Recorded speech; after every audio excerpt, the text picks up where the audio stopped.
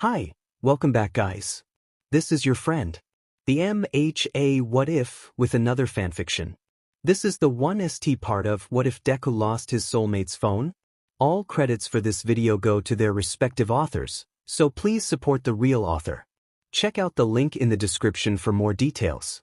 Please give this video a like and subscribe to the channel if you want more videos like this. Now let's get into the fanfic. Midoriya Inko first noticed that something wasn't quite right during her son's early childhood.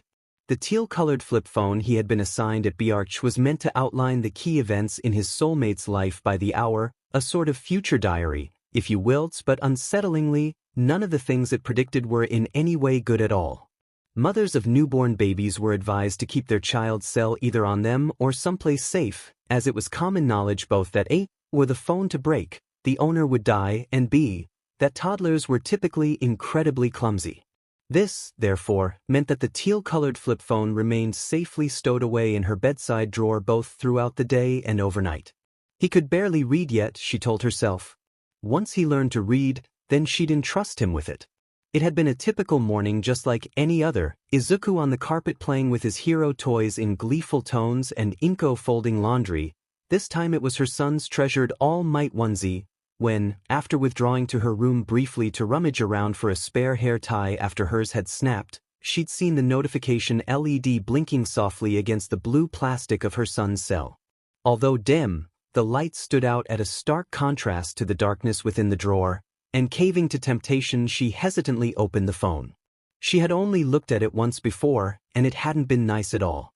This occasion was no different, and like before what she read made her stomach churn. She read through the lines of pixelated text, her eyes darting back and forth across the screen as she sank onto her bed. 6:02 p.m. Combat Training. 6:29 p.m. Emergency Break Session. 6:31 p.m. Resume Combat Training. 6:54 p.m. Throw Up. 7:01 p.m. Resume Combat Training. Anger bubbled beneath the surface. Combat training? Soulmates were conventionally never much older than each other, so if she was going by that stereotype, then the poor child connected by fate to her son was being subjected to combat training at the age of 5. Not to mention the mere 2-minute break they'd been allowed before being no doubt forced back into training so vigorous they'd end up losing their dinner again. Immediately regretting her decision to look at her son's cell, she began closing it shut when a static noise sounded from its little speaker and she hurriedly opened it once more, peering tensely at the new words being written on the screen. The last line had been rewritten and exchanged for 2 new ones in its place. 6:56 p.m. Nursed back to health. 6:57 p.m. Taken to sister's bedroom during argument. Weight lifted from her shoulders. It wasn't the best possible outcome, and it never would be, but she was relieved to see that, wherever the poor child was, there was someone there looking out for them. Soon, she thought, soon I'll give it to him. He ought to know. Todoroki NG was a powerful man, and one that didn't like being told what to do. Especially regarding matters to do with his youngest son. What he said was final, and his word was law. To say that Shoto didn't like his father all that much would be a severe understatement. The training he received at his father's hands was brutal, and he hated the way he could hear his parents fighting through the walls. The walls had always been too thin. Often he would take refuge in his older sister's room, letting her comb through his hair with her fingers as he tried to block out the sounds of their raised voices, but it never lasted long. His father always shut her down after mere minutes, and eventually she stopped trying. One of the last proper arguments he ever heard from them had been about him. He's 6 now, NG. All the kids his age have their cells on them, it's not right. He deserves that basic right. Shoto didn't know what a cell was. He'd have to ask Fuyumine later. I do not want my son being distracted by that idiotic soulmate CRP. He's to focus on his hero training and that is that. No quirkless liability will come between him and that dream. Yes, I saw their diagnosis on the bloody flip phone thing. But NG dash. Are you contradicting me? Shoto winced at his father's raised voice, curling up into a ball where he sat against the paper-thin wall of his bedroom. The fight ended soon after that, and his mother had a painful-looking welt on her upper arm at dinner later that evening. Fuyumine, what's a cell? Oh, come over, look here's mine. Aku. Yeah, It tells me what my soulmate is doing right now. See? At a friend's house. Good. Yeah. I want one. Do I have one? I don't know when, but you will definitely get one. I promise you, Shoto. Leave him alone. Or what? You're just a useless idiot, Deku. He was surrounded and shielding a boy behind him, his cell in hand as he had been checking it not a moment before, but in his heart, he knew this was the right thing to do. He had to stand his ground no matter the risks. That's so mean, Kaken. If you don't stop, I'll dashed. He cast around wildly for things to say to the brash bully. I'll stop you myself. He was about to slip his flip phone in his pocket for safety when Bakuga's eyes seemed to catch sight of it, clutched in his little fist, and he grinned. Before Izuku could do so much as blink, Katsuki had lunged forward and wrenched the future diary from his palm. Izuku's blood ran cold. His life was literally in the hands of his bully. Bakugo seemed to hold it up to the light to better inspect it, looking at the color and apparently boring pattern with distance before letting out a harsh bark of laughter. So lame, just like plain, stupid Deku? He taunted. Fit for purpose then? Crush it. One of them chanted, punching the air with a fist. Bakugo then did the unexpected. He rounded on his crony. What, are you a moron? No way, I'm no villain. And with that he tossed the flip phone back in Izuku's direction, said enough to stalk off in anger but not to actually do any real harm. If he noticed Izuku's ludicrously wild lunge to catch his cell, he didn't comment on it. Not long after his 7th birthday, Shoto had been sheltered in his sister's room after a particularly harrowing training session with his father when said sister suddenly opened the door and slipped into the safe haven. Breathing slightly, she leant against the wood grain of the door before pushing forward towards the bed, something small and slim clutched tightly in her hand. It looked like a cell, it was the right size and shape after all, but her own was white with tiny red polka dots. Shoto - she whispered, plunking down on the covers where he had been curled up, previously slumped over but now sitting straight, his full attention on his older sister. Taking his hands in hers, she pushed something into his palm and wrapped a hand around it, encasing it. Father went out and I know he never checks the drawer where he locked it, but I found the key while cleaning yesterday and it just isn't right that he's kept it from you for so long, but she took a deep breath. It's about time you had your cell. She let go of his hands, and what lay there was a small, thin flip phone, red in color with thin white lines over top in a chevron pattern. Enthralled, he carefully opened it, and the screen came to life, the words, "Hello, Todoroki Shoto," visible on the pixelated screen. Fuyumi leant over his shoulder to see too, and then words, hundreds of characters began pouring on screen, unfamiliar events and times listed on each line. Speechless, he began reading. 3:45 p.m., be walked home from school. 4:03 p.m., arrive at home. 4:07 p.m., have grazes and burns treated. 4:42 p.m., eat ice cream. Shoto heard soft laughter from beside him and glanced over, dumbfounded at all the new information, to see Fuyumi smothering her chuckle behind her palm. Quite the klutz, your soulmate, huh? Getting grazes at school? Looking back at the screen, Shoto felt a small smile grace his lips. He hadn't been given much to smile about in recent years, but it was in these moments, away from his father, that he felt safe enough to let down his guard, even if only by a little.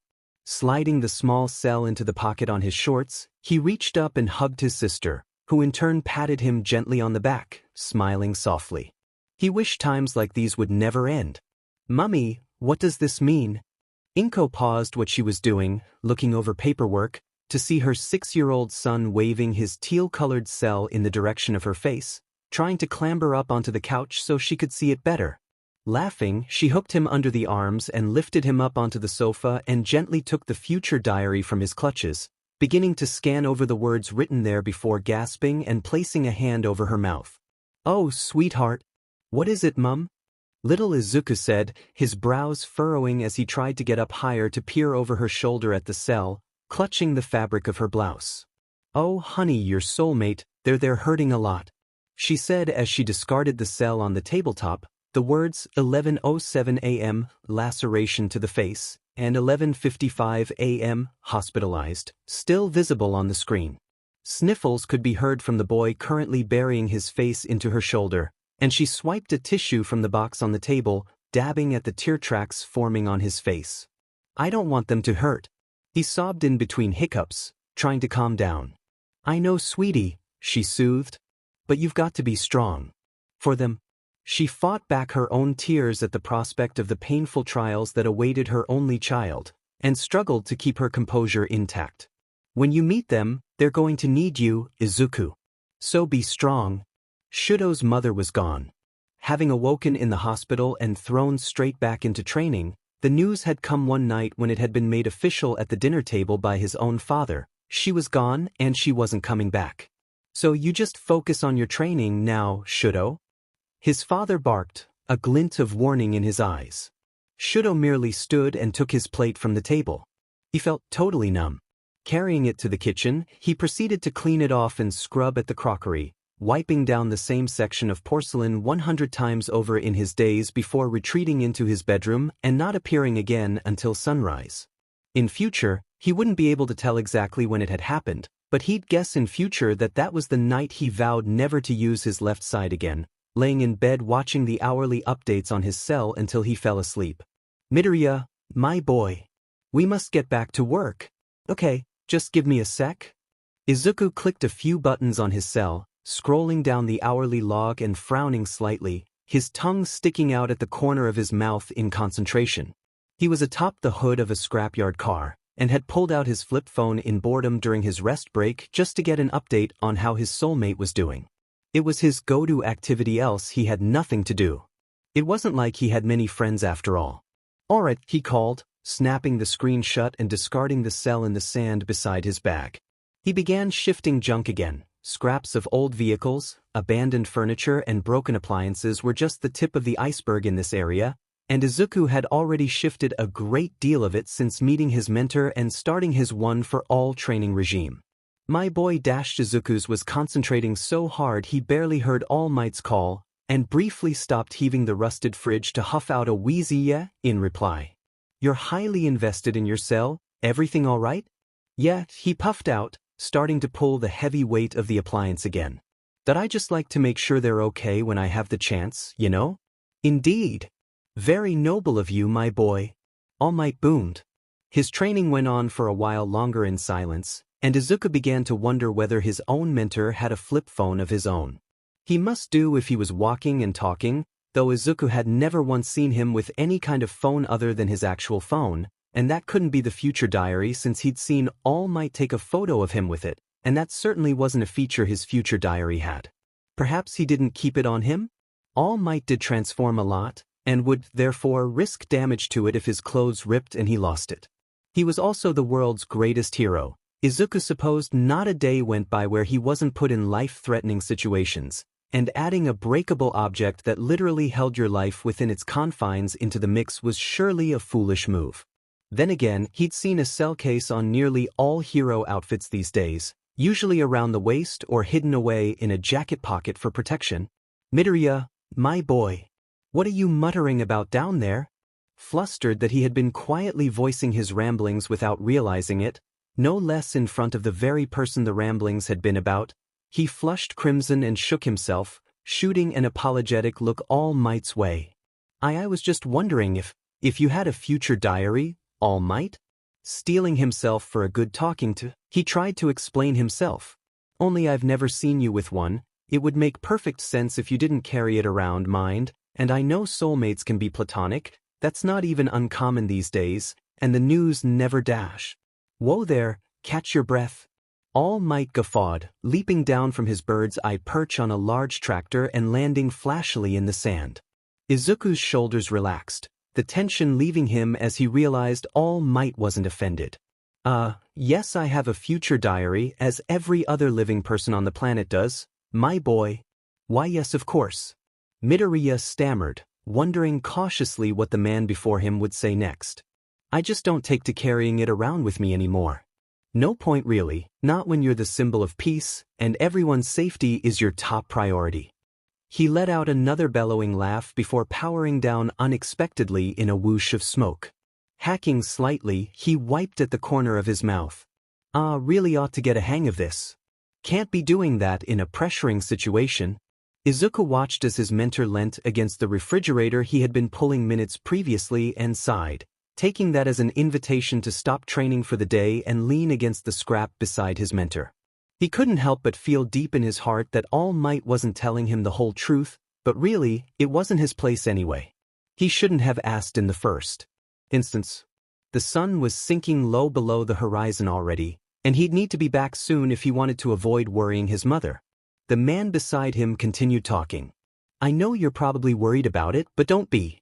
Soulmates are confusing as hell, but trust me on this one. It'll all work out.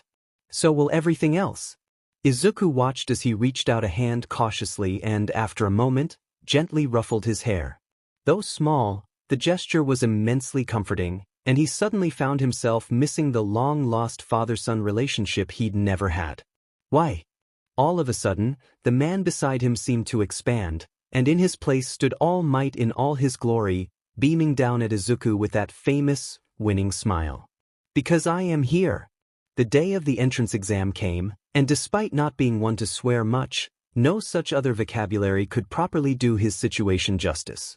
He was royally fed.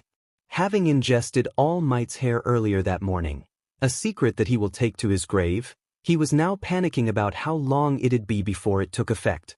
What if he went through the exam without it activating at all?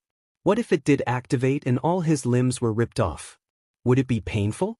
Hands shaking, he steeled himself against the odds and walked to the exam grounds behind everyone else, his mind flashing briefly to his teal flip phone stowed away in his bedside drawer. Having been advised by his mum to leave it behind, he had done as suggested, but it made him wonder. What on earth would Izuku's soulmate read in that next hour? Nervously hopping from one foot to another, he scanned the crowd of teenagers all currently awaiting instructions from in front of the large gates to the exam grounds. Everyone was enwrapped by the sheer size of the place, and as his eyes flicked from one face to another, his eyes landed on the girl he had met at the entrance that very morning, the one who had caught him mid-fall with whatever her quirk was. His eyes then fell upon something clutched in her hands, and he focused in on it, trying to see what it was. He noticed with a jolt that it appeared to be a flip phone, whether her future diary or an actual mobile, Izuku couldn't quite tell, but it was soft pink in color and had what appeared to be tiny black polka dots littering the surface. Intriguingly, he noticed little charms, quite a few of them, hanging from the corner of her phone, all clinking and brushing together, and jostling with every slight movement she made. They really were quite cute, and Izuku wondered why he hadn't seen more people with them on their cells, future diary or otherwise. No doubt they'd become a craze at some point. He began to wonder why on earth she even had her cell with her in the first place. Perhaps she was confident enough in herself that the exam would go smoothly and was therefore not worried about breaking it? From what he'd seen earlier, perhaps her quirk allowed her to do damage from afar. He realized that he was starting to analyze her based on very little evidence whatsoever, and so snapping out of his train of thought, I have to focus on the exam.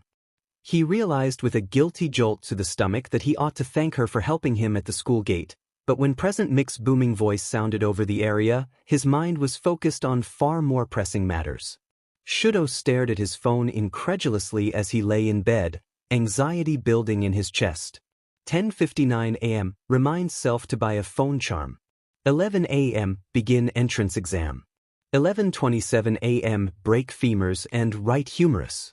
11:28 a.m. Destroy 0p enemy. 11:30 a.m. Lose consciousness. What the F were they doing? The morning of Shoto's first day at Yude Academy was tense and difficult.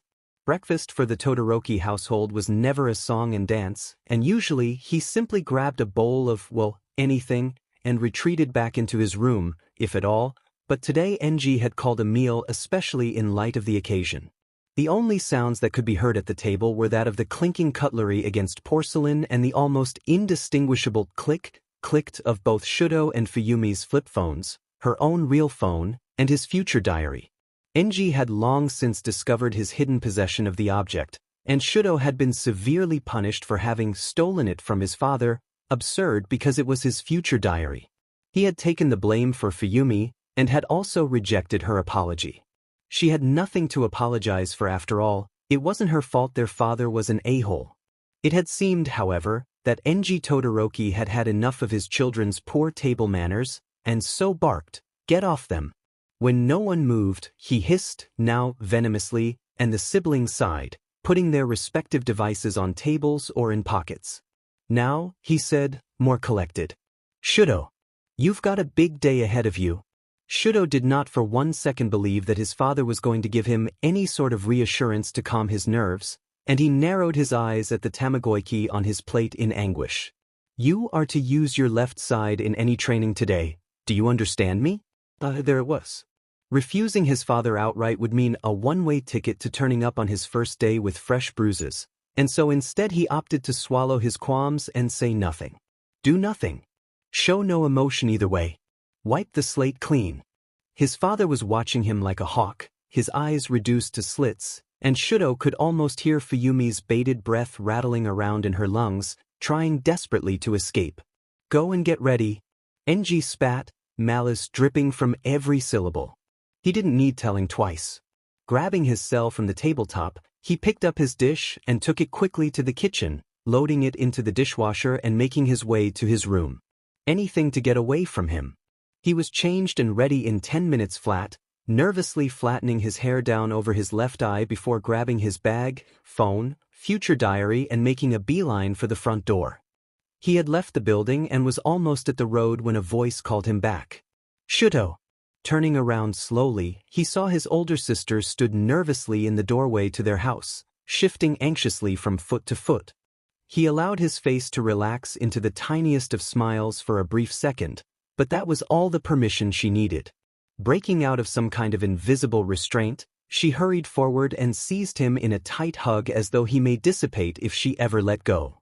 Taken aback by the ferocity of her gesture, he gently pried her off and let her collect herself, waiting for her to speak as it was evident she had something to say. "Just dashed an internal conflict. Just have fun, yeah?" she said with a breathy laugh, her smile, for possibly the first time in a long while, reaching her eyes. "And stay safe." Nodding and letting the corner of his mouth quirk upwards by way of thanks, he readjusted the strap on his bag and turned away, making his way to the end of the street. Upon rounding the block, he saw out of the corner of his eye that his older sister had watched him retreat all the way down the street, visibly clutching the hem of her cardigan even from this distance. It struck Shoto that times like these must be very trying on his sister's mentality, because not only was it evident that she was glad he could finally get out of the house and away from their father, but also scared, as it meant that she'd have to start dealing with him all alone. It was safe to say that Izuku was nothing short of terrified standing before the enormous gates of U.High his first day of school. The tall glass building seemed to loom over him, rising higher and higher into the sky the more he looked at its pristine windows, the sun glaring off the reflective surface, dazzling. Gulping, he took a look at his wristwatch and realized that if he stood around any longer, he'd risk being late on his very first day. His feet felt like they were glued to the spot, cemented to the pavement, and it was with great effort that he wrenched them forward, taking a step onto U.A grounds and then breaking into a quick jog, his keys, mobile phone and cell all jangling around in his inside BRC pocket. Reaching the door to his classroom, he skidded to a halt, relieved to find that he could hear light chatter inside. He wasn't late after all. Shoving down all of his nerves, he wrenched it open and immediately began scanning the room, observing each new face and studying the space that would become his form room for the next year. The classroom was large, and after a brief head count, he determined there were around 20 desks, give or take. There was no teacher present yet, and so he began looking at his soon-to-be classmates. His eyes immediately found not only the Katsuki Bakugo oh god, but also the boy by the name of Tenya Ida, the very same boy who had reprimanded him in front of an entire ensemble of UA applicants during the entrance exam. Well, shit. Feeling his stomach drop to the floor, he began searching frantically for a desk he could escape to, and found there were 2 free seats, one on the back row beside a boy with red and white hair, and one in front of it behind Kaken. Well, he knew which of the 2 seats he'd be thoroughly avoiding. Shoto was way outside of his comfort zone in this classroom. Having never been exposed to many social situations, if any over the last decade, he really didn't know how to act in front of all these new people. Many of them were loud and raucous, having seemingly made friends already. He could see a student with matching pink hair and skin chatting amicably to a floating set of girls' uniform, no doubt the wearer was invisible, and a boy with many webbed arms conversing lightly with a boy possessing a bird-like head. He had reached into his pocket and was about to pull out his cell just for the excuse of something to do when he suddenly realized that he had no idea what the social code was regarding future diaries at such an age. For adults, using them in public was just the norm. His own parents had never used them much, though Shoto suspected that was to divert attention from the fact that neither his mother nor his father's cells had ever predicted the other's future, but he could imagine other parents using them rather nonchalantly, to see when their spouse would arrive home for dinner and the like. Even just that morning on the bus, Shoto had seen at least a handful of adults, dressed in smart business clothes and on their way to work, scrolling through the day's list of events. But in a high school, where tensions were high and everyone was nosy, would it be different? He briefly scanned the classroom to assess the situation. Of the 20 or so people present, he could see 3 visible flip phones, 2 of them not in use and simply out on the occupant's desk. Most other people either didn't have them out, hadn't brought them at all, he guessed, or were simply either too occupied with making new acquaintances to care about using theirs at present, or didn't want to have them out in the open where other people could pry. He concluded that, perhaps, people were generally warier about using them in a classroom, although that could just be a first day of term thing. Shoto then reminded himself, though, that he was probably overanalyzing it, and that he was the worst person to be judging any kind of social situation. It was at that moment that his attention was diverted by the door to the room sliding open again, and his eyes were drawn by the movement. A new student had arrived, just in time, no less, and a boy with fluffy green curls and more freckles than he had ever seen on one person nervously peered into the room.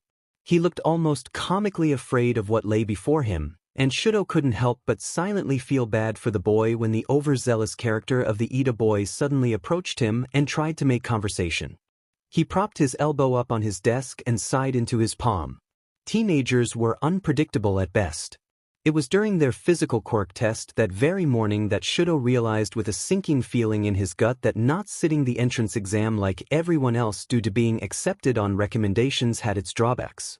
He had no idea what everyone else's quirks were. Some were more obvious than others. He could tell just from one look what Hagakure, Shoji and Ojiro's were, but he had yet to see anything visibly different from people like Uraraka, Yayorozu, and Kaminari. Having taken extra care to learn everyone's names, his questions were soon answered as the tests went on, though one candidate still mystified him. The boy with the fluffy green curls from earlier, Midoriya, his name had been on the register, hadn't yet displayed any kind of extraordinary ability, and the exams were almost over. Was he quirkless? Or merely biding time? UDA had recently changed its policy to allow those that didn't possess quirks onto the courses, so it was a definite possibility. He couldn't be sure though. When the boy managed to almost outdo Bakugu, however, on the softball throw, he almost choked on air. He was taken aback, along with everyone else it seemed, though some seemed like they had been expecting it from him, damn it, missing that entrance exam. His eyes drifted from the boy's face to his finger, the one he had used to exert so much power into his throw, and saw him clutching it. It was purpling, bruised, and very obviously broken. Something seemed to rise up in the back of his memories and pull, and in his mind, he left the courtyard and he was back at the dining table that morning, sister on his left, father opposite him. He had been looking at his cell, at the future of his soulmate, and the last entry of the hour. 8:03 am, leave home. 8:13 a.m., panic over bus fare. 8:14 a.m., find spare change on pavement. 8:24 a.m., arrive at school. 8:46 a.m., meet tutor. 9:01 a.m., break finger. Break finger? His soulmate was to break their finger at 9 o'clock. He roughly pushed back the material of his sleeve to check his watch for the time, but was dismayed to find that he'd taken it off that morning when changing into his gym kit. He had no way of telling the time, and glancing around it appeared no one else was wearing a watch either. He took a deep breath, in through the nose, out through the mouth, and rationalized. It could just be a coincidence. There was no way of telling for sure after all. It was possible that the prediction for his soulmate could have changed sometime between 8 o'clock that morning and now, right? It wasn't too uncommon. He had seen it change at least a couple of times in recent memory. Yeah, that was it. He hadn't found his soulmate yet. No need to panic. The boy with the fluffy curls wasn't in the next class, but returned during lunch. Shoto had dreaded lunch on the first day since the moment he'd gotten his acceptance letter. It was the be-all and all of friendship groups, or so he had been told, and he was never any good with other people. Hell, he'd never had a friend before. It wasn't like he had ever really cared though. At first, he had been upset when his father had forbidden him from playing with his siblings, but now he had concluded that he was at school to learn, and to become a hero first and foremost so he could prove his father wrong. So, when he'd been sitting alone at a table and a girl with long hair that had been pulled up into a ponytail set her tray down opposite him, he almost had a heart attack. He certainly hadn't expected to talk to anyone, but she smiled kindly enough, and after analyzing the situation and deciding that her presence didn't pose any threats to him, he gave a tiny nod and resumed eating his lunch in silence as she sat down. Hi. How do I respond? Hey. Shoto slapped himself mentally. Hey? What kind of a conversation starter was that? Silence, and then you're the other boy that got in on recommendations, right? He paused in his eating to glance up at her and was suddenly hyper-aware of the scar on the left side of his face.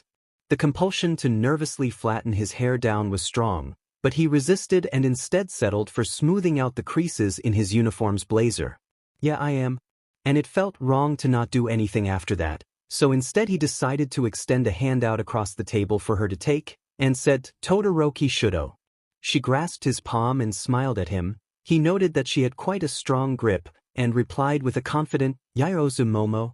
They then fell into a companionable silence as they both picked up eating their food again, and Shoto's mind was screaming at him internally. Should he have said something more? Is this good silence or awkward silence? Will she judge him if he eats too loudly? What if his breath stinks and he ruined his first ever friendship all because he'd chosen a particularly fragrant lunch that day? He then noticed her reach into her pocket and pull out a small flip phone, and his stomach did a crazy flip. Did this mean using them wasn't a big deal after all? Or was Yaoyorozu just confident enough that she didn't care what others thought? Did this mean she was bored in his presence? He kicked himself under the table and cursed himself in his head. He wasn't being rational. He'd known he'd be awkward on his first day, most people were, but this was a whole other extreme. Telling himself it wasn't as profound as he was making it out to be, he too took his own out after finishing his meal and took in the next hour's predictions. It was the usual boring stuff, go to class, make notes and zone out in English, but his attention was abruptly diverted when his companion suddenly spoke. Oh, your pattern looks so cool. Is that original or a case? Slightly taken aback, he forced out a quick no, it's real, and nodded when she smiled. Thinking it might be rude if he didn't return the favor, he glanced up at her cell and took note of the pattern emblazoned on its outer casing. Her future diary was mostly red in color, a bright shade of crimson, but had small black and white stars littering the surface, contrasting nicely with the warm tones of scarlet. Yours is nice too. Really? I've always wanted to get a pattern case for mine, but my parents said they liked it. I know most people get a clear case for theirs for protection reasons, and I should probably do that sometime soon. As the lunch PRD came to a close, they both rose from the table and cleared their dishes, heading back towards class. They came to a halt at the door to the classroom, and she extended a hand out for him to shake. He took it, shaking it, before letting his hand fall to his side.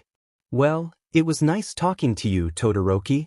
He directed a grateful nod in her direction, and with that, she shot him a small smile and pulled the door to Class 1 as homeroom open, stepping inside. As he returned to his desk, he saw her trail over to her own, stopping short at the seat of a girl with short, electric purple hair where she perched on the corner of the occupant's table, smiling down at her and speaking words Shoto could not quite hear. He realized watching the two interact that he really had no idea how to naturally socialize at all. All in all, Izuku concluded on his way home that his first day at today could have gone better. It wasn't terrible, but it could have gone better. Not only did he break his finger in front of the whole class, but he also seemed to have earned himself a spot on his homeroom teacher's hit list, managed to get himself put in the same class as Kaken, and ended up dozing off in English later that afternoon due to recovery girls healing Quirk sapping his stamina. He had only been jolted out of his daze when Jairu had tapped him on the shoulder asking for a spare pencil. He handed her one and then panicked upon realizing that he'd missed a section where Present Mike explained how to form a key English tense. His train of thought was interrupted, however, when he arrived at his front doorstep, realizing he'd been on autopilot the whole way home. Taking out his keys, he inserted the correct one into the lock, turned it, and pushed open the door, being careful to mind his broken finger. Immediately, he was greeted by the loudest, high-pitched squeal he had ever heard. Izuku! His mother came bounding around the corner, almost tripping down into the Genken in her haste to reach him. She stopped just short, though, when she noticed the bandages wrapped tightly around his index finger. "Oh Izuku, honey, what happened? You didn't get into a fight?" "No, it was the physical test we did, don't worry, I'm fine." Recovery girl patched it up, honest. "Does it still hurt?" "No." "Do you need an ice pack, sweetie? Would you like some ice cream?" "Why no, actually, yes to that last part, please." The next morning Izuku had woken up to find his finger fully healed, which was a huge relief to him as he didn't think he could handle another day with sloppy handwriting when taking notes in lessons.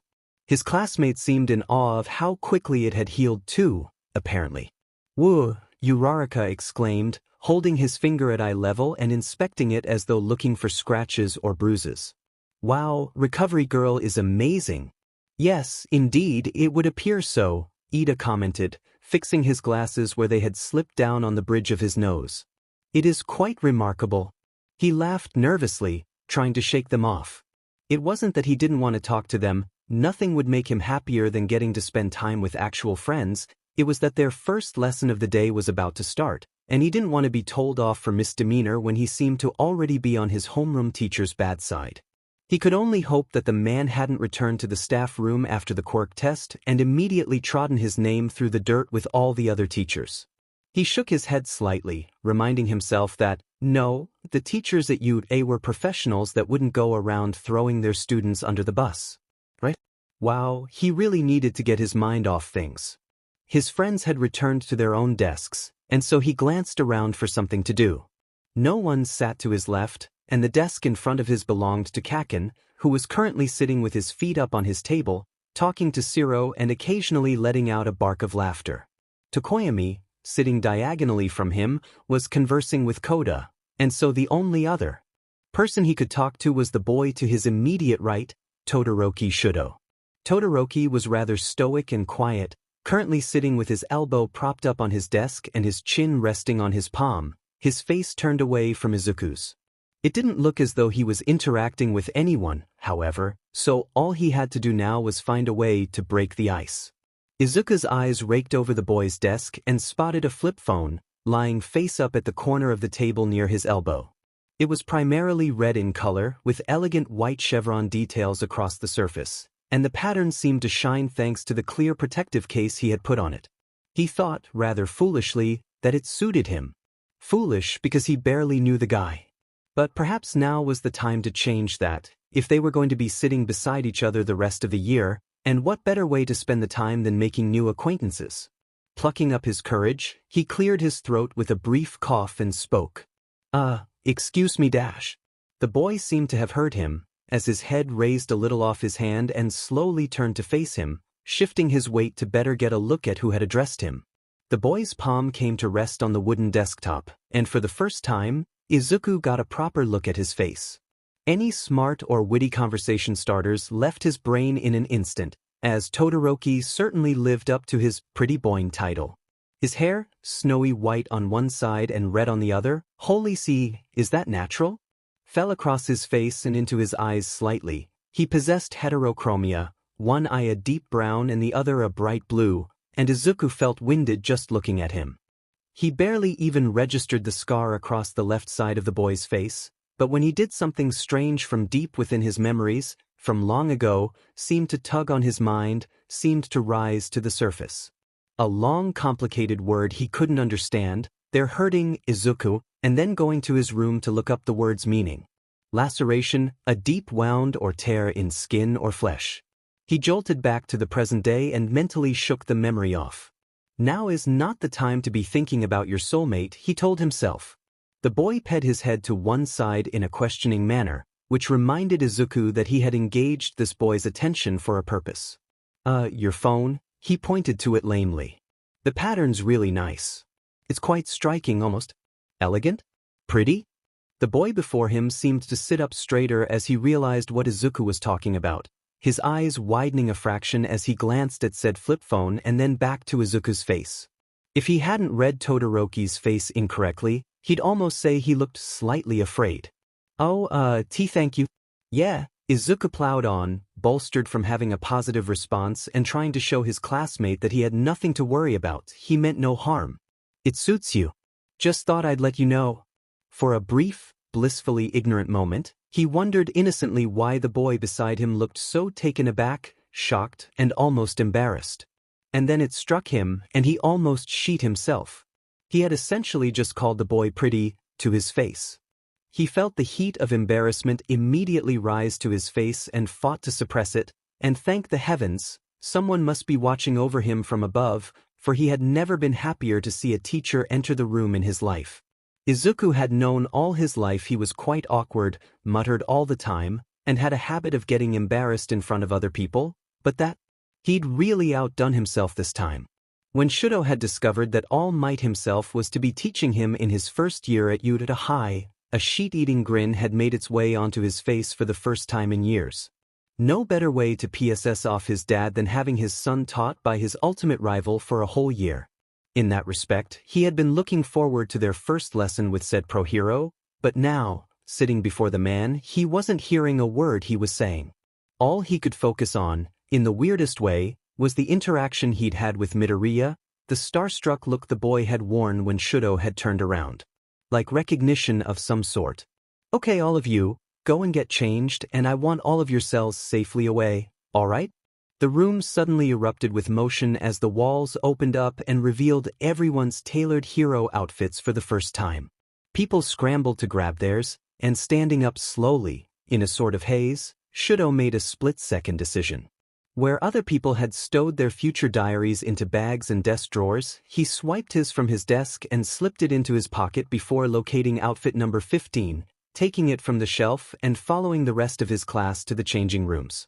The circumstances were too aligned, made too much sense, and this was the best way of confirming his hunch. Of course, All Might would get them all to do a dangerous practical simulation in their first lesson with him. He had decided to split the class by drawing lots. Team A consisted of Midoriya and Uraraka, Team D with Bakugo and Ida, and the two pairs would be going head-to-head before anyone else. Shoto was merely glad that he was on neither Midoriya nor Bakugo's team. He wanted time to observe Midoriya's actions, and didn't particularly feel like trying to cooperate with a headstrong explosion wielder either. Hats off to you, Ida. While his classmates gathered around their teacher and mentor to get as close to the monitors as possible, he hung back and stayed behind everyone else where the focus wouldn't be on him. He wasn't one to break the rules, but this was the perfect opportunity to confirm his suspicions, and he would prefer not to be caught doing something that had been specifically advised against by the world's top hero. Making sure he could still see the screens displaying the battlefield, though, he did a quick scan of the room, ensured everyone had their backs to him, and flipped open his red and white cell. Once the battle started, all Izuku could focus on was the challenge ahead. All thoughts of soulmates and school work temporarily vacated his brain and were instead replaced by strategies. Strategies on how to get past Kaken, ways to either subdue his opponents or claim the weapon, and methods of reducing collateral damage as much as possible when not only his quirk, but his opponent's quirk too, was incredibly powerful and incredibly destructive when misused. Sneaking through the building that had been assigned to them for their fight, he fought to suppress his anxiety. So far he hadn't seen hide nor hair of his explosive rival and was growing more nervous by the second. Unbeknownst to him, a boy up in the viewing tower was waiting with bated breath, eyes glued to a monitor displaying a hero with fluffy green curls, for the time to roll around to 10:34 a.m., when his soulmate was to be ambushed. And so barely a minute later, Shoto Todoroki was forced to watch on as a ruthless Katsuki Bakugo leapt out of the shadows of an adjoining corridor, creating an explosion right beside Midoriya Izuku's head. 10:35 a.m. Subdue opponent. Midoriya bodily throws Bakugo over his shoulder and sends him crashing into the concrete. 10:39 a.m. Hit by explosion. Midoriya is caught in the blaze of a supercharged fireball, destroying some of his hero suit. 10:45 a.m.'s explosion assault. Bakugo smashes Midoriya's elbow with his gauntlet before aiming a powerful explosion directly at his back. Shoto pales at the sight of the boy visibly crying out in agony on the CCTV monitor. "They're gonna kill each other. Sir?" Kirishima yelled out. The whole class watched on in horror as Bakugo's gloved palm glowed white-hot and Midoriya's arms lit up with a crackling red energy. Shoto glanced quickly down at his future diary, eyebrows knitting together in bewilderment as his mind registered the words written on screen. 10:52 a.m. All 5 floors of building destroyed. His head shot back up, eyes locking onto the monitor screen, and witnessed Midoriya's MSR plan finally unfolding before all of their eyes. And the future diary didn't lie. The force of the boy's incredible power sent shockwaves crashing through each and every floor of the disused building, sending debris flying everywhere. Uraraka sent it barreling in Ida's direction and claimed the weapon. In a matter of seconds, they had won the war. But as the smoke cleared, it became apparent that Midoriya, despite his incredible efforts, hadn't managed to remain conscious to view their success. He went crashing to the floor, bloodied and bruised from head to toe, and Shoto felt his heart lodge somewhere in his throat, fear twisting his insides into knots. Somewhere outside of his vision, his hand hanging limply at his side, the red and white patterned cell displayed the words 10:53 a.m. victory. The world was foggy and white when Izuku next opened his eyes, and all of his senses were dulled and numb. He knew he was lying down, that much was for sure, but on what he couldn't be sure of.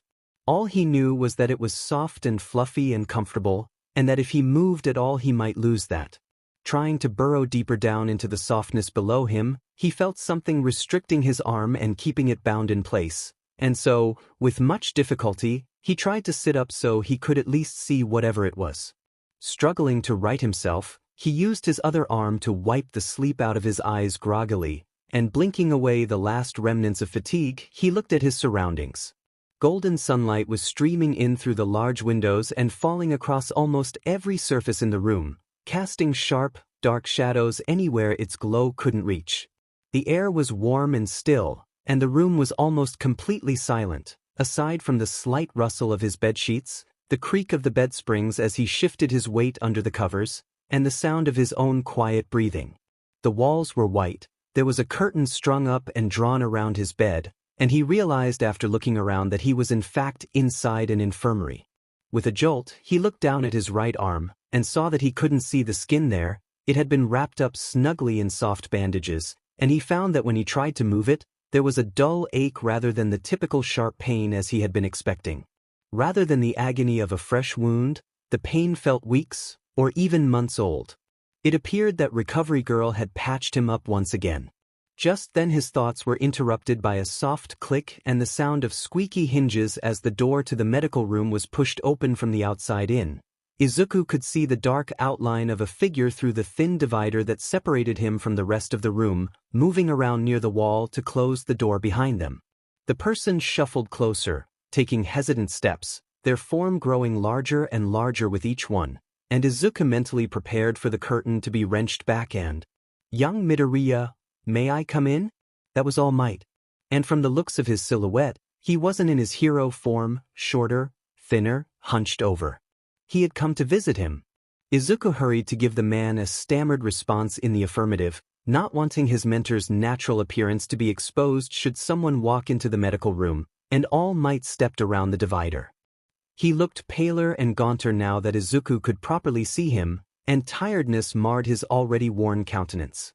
He was exhausted and thoroughly overcome, but at that moment the man before him cracked a smile and nervously scratched the back of his head, his features visibly softening somewhat. "I suppose you probably don't want to see me right now, after I let it get so out of hand back there?" "No," Izuku said, shaking his head fervently and sitting up further in bed, adjusting the pillows behind him so he could be propped upright. "No, not at all. I'm not mad. Well, that's a relief. All Might said, grabbing the chair beside his bed and scraping it out to sit across from where Izuku was positioned in bed. I honestly thought you'd be upset that I let you get your arm broken so badly. The man's face fell slightly. You were injured because of me, and because of my reckless attitude towards your usage of One for All. I should have given you more initial guidance, should have dash. No, Izuku said quickly, cutting his mentor off during his speech and lowering his head, a frown making its way onto his face. No. It wasn't your fault. If anything, I'm kind of glad you let it happen, that you let me throw the punch. His eyes looked back up and sought out All Might's, a determined expression fixed in place and a slight smile to accompany it. I beat Kaken. If you'd stopped the match, I may never have known I was capable of that. A genuine smile broke out on his features. And I really needed to know I was capable of that. As Toshinori watched the boy, he felt an immense sadness suddenly grip his insides. There was relief there, but sadness too.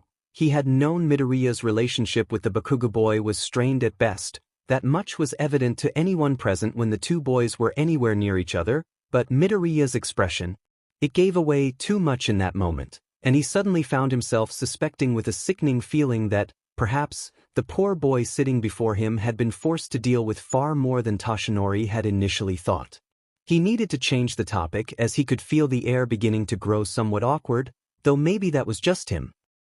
Ha ha, your mother is going to kill me, isn't she? He half joked with a sigh, knowing that, to some extent, he would actually be in trouble with said woman. He had been the supervising adult present when her son had broken his ulna, metacarpals, and radius.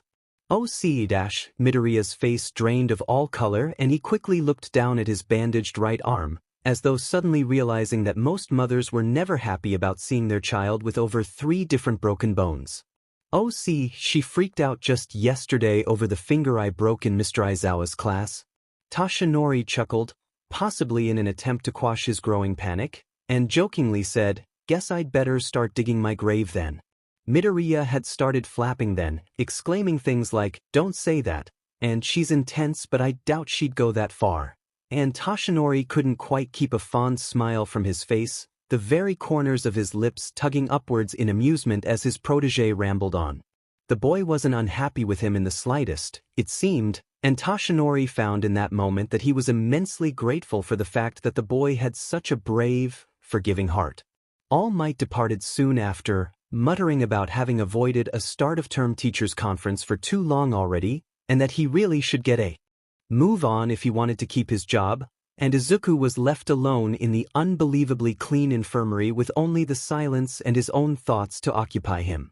The day's events swam around in his brain, creating ripples almost like they were fish in water, and other memories began resurfacing in Midoriya's mind, brought up to the forefront of his imagination where he began to dwell on them in the quiet.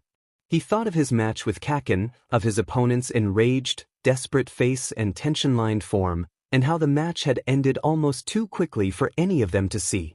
He thought of the way his mother had wished him well from their doorstep that very morning, waving him goodbye from the apartment block balcony, and the way she'd told him to stay safe, call me if you need anything.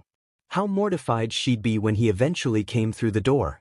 And then he thought of times when the emotion of mortification had arisen, and immediately he thought back to the memorable conversation of that very morning, and of his classmate's poor, embarrassed expression. His face immediately turned an embarrassing, blotchy shade of crimson, and despite the fact that no one was there to see him blush, he hid his discomposure anyway and buried his face in his hands, the rising memory of his ridiculous statement making him seriously begin to wonder whether he'd ever truly be able to make a good first impression on anyone. After Recovery Girl had come back from the staff meeting across campus, she had quickly examined Izuku and discharged him from her care with a slap on the wrist and a firm warning against any future reckless behavior. Slowly, he trudged down the hallway and to his homeroom where not only his cell, but all his school equipment still resided, and carefully pushed open the door to the room with his shoulder rather than his arm. "Oh, Deku!" Izuku jumped at the sound of Uraraka's loud exclamation. He hadn't expected there to still be anyone left inside the school building. He had anticipated them all going home a while ago, and so the presence of 3 of his classmates still inside their classroom shook him slightly. "Hey, it's Midoriya."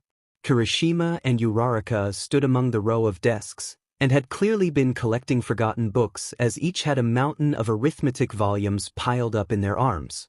Uraraka immediately abandoned her post and jogged to him, discarding her load, which remained exactly where she had left it, hovering about 2 feet from the ground a meter away, and engulfed him in a rib-cracking hug, scolding him for getting so terribly injured. Kirishima, too, came over, taking his own books with him and merely grinning and expressing gratitude over Izuku's speedy recovery. From over Uraraka's shoulder, he had a full view of their homeroom in the dusk sunlight, and with a jolt he realized that there was a third occupant of the room that he hadn't previously noticed. Todoroki Shoto, who had been crouched on the floor when Izuku had initially entered the room, picking up stray scraps of paper, had risen to full height at the sound of a newcomer crossing the classroom's threshold, and now stood still, watching Izuku with something like apprehension on his face. Immediately remembering the shameful first introduction he'd provided the boy with earlier that morning, Izuku decided that now, if ever, was a good time to right his wrongs. He extracted his good arm from underneath Uraraka and gave his classmate an amicable wave from across the room, hoping upon hope that he'd chosen the right course of action. It appeared he had, for Todoroki gave him a tiny nod of acknowledgement and what could be considered a tiny wave in return, but was more like a mere raise of his hand, before going back to his task of picking up litter and depositing it in the wastepaper bin. After that, his classmates asked him some more about his time in the infirmary. Does it still hurt? It looked really bad earlier. Has the bruising faded? And how long until you can use it again? Before eventually telling him they were done clearing up, and wishing him a safe journey home. Uraraka and Kirishima left the classroom, textbooks in tow and likely on their way to the supply room to drop them off, and Todoroki headed for the door right behind them, a black rubbish sack clutched in one hand and eyes fixed determinedly on the door. He seemed to change his mind, though, upon reaching the exit, and placed one hand on the wooden doorframe to catch himself, coming to a halt with his back to Izuku before slowly glancing over his shoulder at him. I'm glad you're okay. And with that, he left, and Izuku was left behind in his wake, still stood in the same place and watching the point where Todoroki had just been. He shook himself, and remembered what he had come to the homeroom to do in the first place. The classroom now being empty, the room looked eerily still without the lively commotion of students and teachers moving and conversing inside. He had barely even been at Udata half a week yet, and was already growing so attached to the place. Compared to his middle school, filled with teachers that didn't believe in him, classmates that considered him a waste of space, and bullies that told him to jump from the roof as though merely making a comment on the weather that afternoon, being here was a dream come true. He shuffled over to his table and after some difficulty due to his diamante arm being out of commission, he managed to haul his school bag from the floor beside his desk onto the wooden tabletop. He had expected all of its contents to have still been inside his desk lid, but found to his utter surprise that somebody had neatly packed all of his belongings into the bag, arranging it all meticulously and precisely. He couldn't help but let a smile break out across his face at the actions of the unknown Samaritan as he swung the rucksack over his shoulder. The only thing left completely untouched by whoever had kindly packed his things away for him was his future diary. It sat in the storage area of his work table, and on top of it lay a small scrap of paper that he hadn't seen before. Curious, Izuku reached down and carefully picked it up between his fingers and peered down at the neat, immaculate handwriting. Thought you could do with a hand. Hope you don't mind. Izuku smiled once more. He wasn't sure what the significance of putting the small slip of paper on his cell was, but he found it endearing anyway. He slowly picked up his teal flip phone and sighed, slipped it into the inside pocket of his gray uniform and slowly made his way back out of the classroom, back down the corridor, and off school grounds, heading down the road in the evening sunset. As he walked, he tried desperately not to think of bone-crushing injuries and hugs, of small waves and nods of recognition, of red and white, and of piercing brown and blue eyes. He tried not to think of slips of small paper with written affirmations, and of the weight of the small cell phone he could feel in his pocket that if he opened right now, would show him what his soulmate was doing and what they would do for hours to come. He tried not to think of these things, he really did, but every time he so much as closed his eyes, they'd swim to the surface and invade his mind, bombarding him with unwanted thoughts and worries, threatening to drown him. Unbeknownst to him, however, a boy, lying on his bed in a far-removed room of a cold, lonely Japanese manor house, fought internally with very similar things, his hands running through his hair and his room becoming uncomfortably hot as he grappled with what to do about it all, what to say when the time came, and how to feel about the boy with fluffy hair, bright eyes and a knack for getting hurt. Midoriya Inko was not happy. Not in the slightest. She'd been in the kitchen cooking their dinner when she'd heard the rattle of keys in the front door and the click of the lock opening, the door swinging inwards. She'd called out a cheerful greeting, welcoming her son home from another day of school, and had initially grown slightly concerned when she hadn't received a reply, but that was nothing compared to the worry that flooded over her at the sight of her only child shuffling into the kitchen, right arm fully bandaged, secured in a medical support sling, and looking utterly exhausted. She'd immediately taken the vegetables off the hob and set them to one side, running at her son and asking him what had happened. When he had told her, however, that a training exercise run by a teacher had done this to him, and that the staff member hadn't stopped him before his quirk brutally broke the bones in his arm, her maternal concern had been replaced by that of a heated anger. She had forced him into the living room and onto the settee quicker than lightning, and began pacing back and forwards in front of the television. How could they have let this happen to you? And in the first week? Mum, listen to me, Izuku pleaded as he rose from his seat on the cushions, left hand outstretched and trying to calm her, as though attempting to approach a rather frenzied lion. I mean, just look at you. She wailed, gesturing to his right arm still bound and strung up in a sling before flinging herself down onto their living room couch and cradling her head in her hands. I'm fine, look, recovery girl patched me right up, look dashed he wiggled his fingers lamely, trying to sway her worry. Look, I can move it just F-dash. That's not the point, sweetie. I'm worried about the safety measures that school has in place. Just because they're top in the country dash. Honest, Mum, it's not that bad dash, but he couldn't finish his sentence. Her head shot up immediately, her eyes fixed on a spot on the carpet, tears brimming on her lash line and more worry than he'd ever seen present in them. They'd better have secure cell phone lockers. Her eyes darkened and snapped up to meet his, and suddenly it felt as though he had been speared through the chest. They do, don't they? Izuku. He cast around wildly in his brain for something to say that could possibly ease her anxiety, but nothing came to mind. He'd broken his bones twice already, participated in dangerous field exercises that could have gotten him killed, and the school had no protection services for the students' future diaries, that if broken would result in a dead child. And all of this in his first 48 hours of attending the school. Izuku Midoriya, you tell me the truth right now.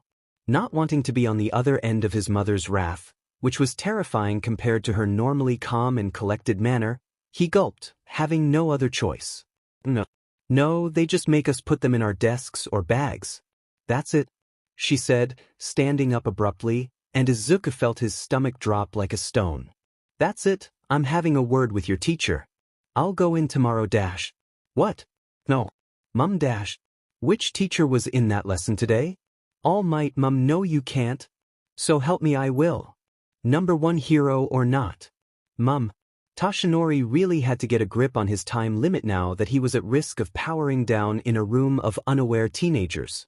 He was lucky enough as it was that adequate trust could be placed in the faculty members to retain the secret about his true form and health complications, so he couldn't be cocky and use up his precious time when he now had an obligation to the school and a duty to fulfill as a teacher. And, of course, he didn't want to damage his health any further by needing to recklessly uphold his hero form for longer than allowed. That would be bad. I don't know why you don't just leave the hero business to after school. It's idiotic not to. Aizawa usually hurled crude remarks around, so Toshinori wasn't all that offended by it, but it did sting. He thought the man kind of had a point, actually. I know. He lamented, sighing and sinking deeper into the cushions of the staff room sofa and running his hands through his hair in frustration. But if I don't help, then who will? Other pro-heroes exist, you know? His colleague muttered, not in his mustard-yellow sleeping bag for once, but looking like he was about to nod off into the couch opposite Toshinori's all the same. Not every incident is your responsibility. I hate it when you beat me down with logic, he grumbled, shooting the man an annoyed look. I just want to help people. Don't we all?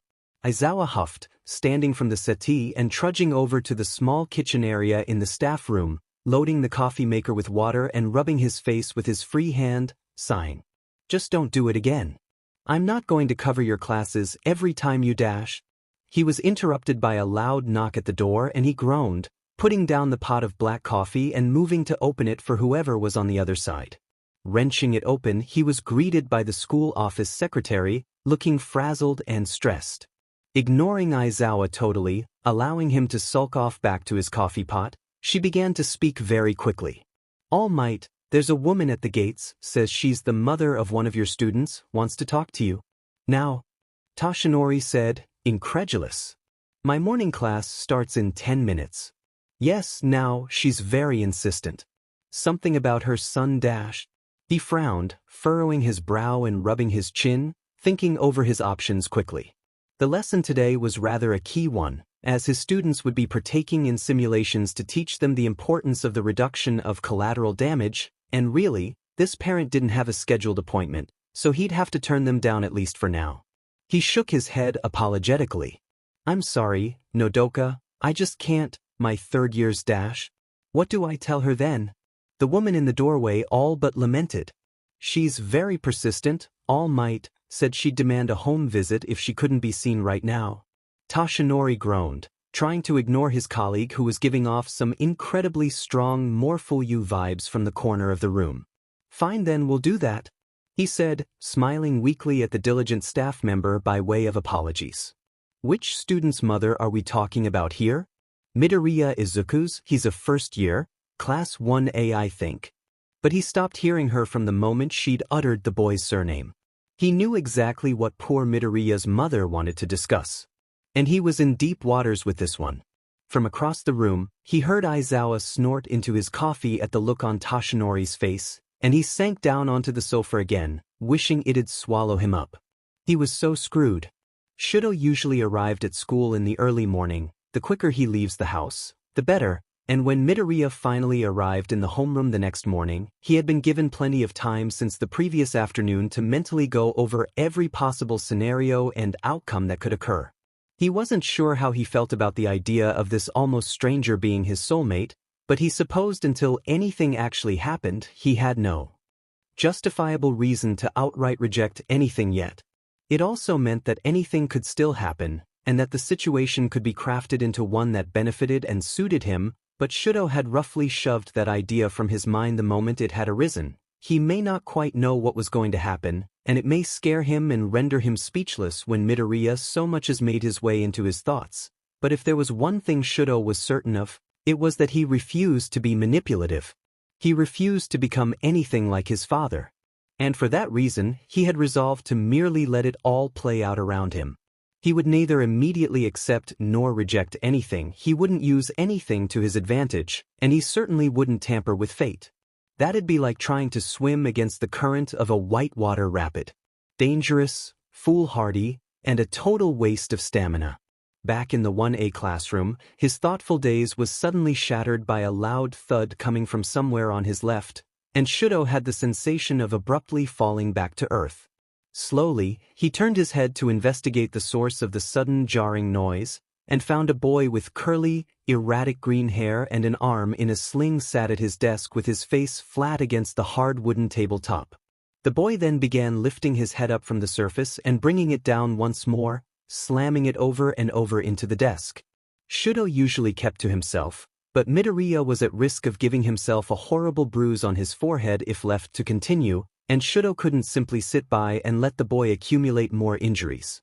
He cautiously reached out a hand to stop him, unsure of whether or not he should intervene at all. Midoriya? Are you dash?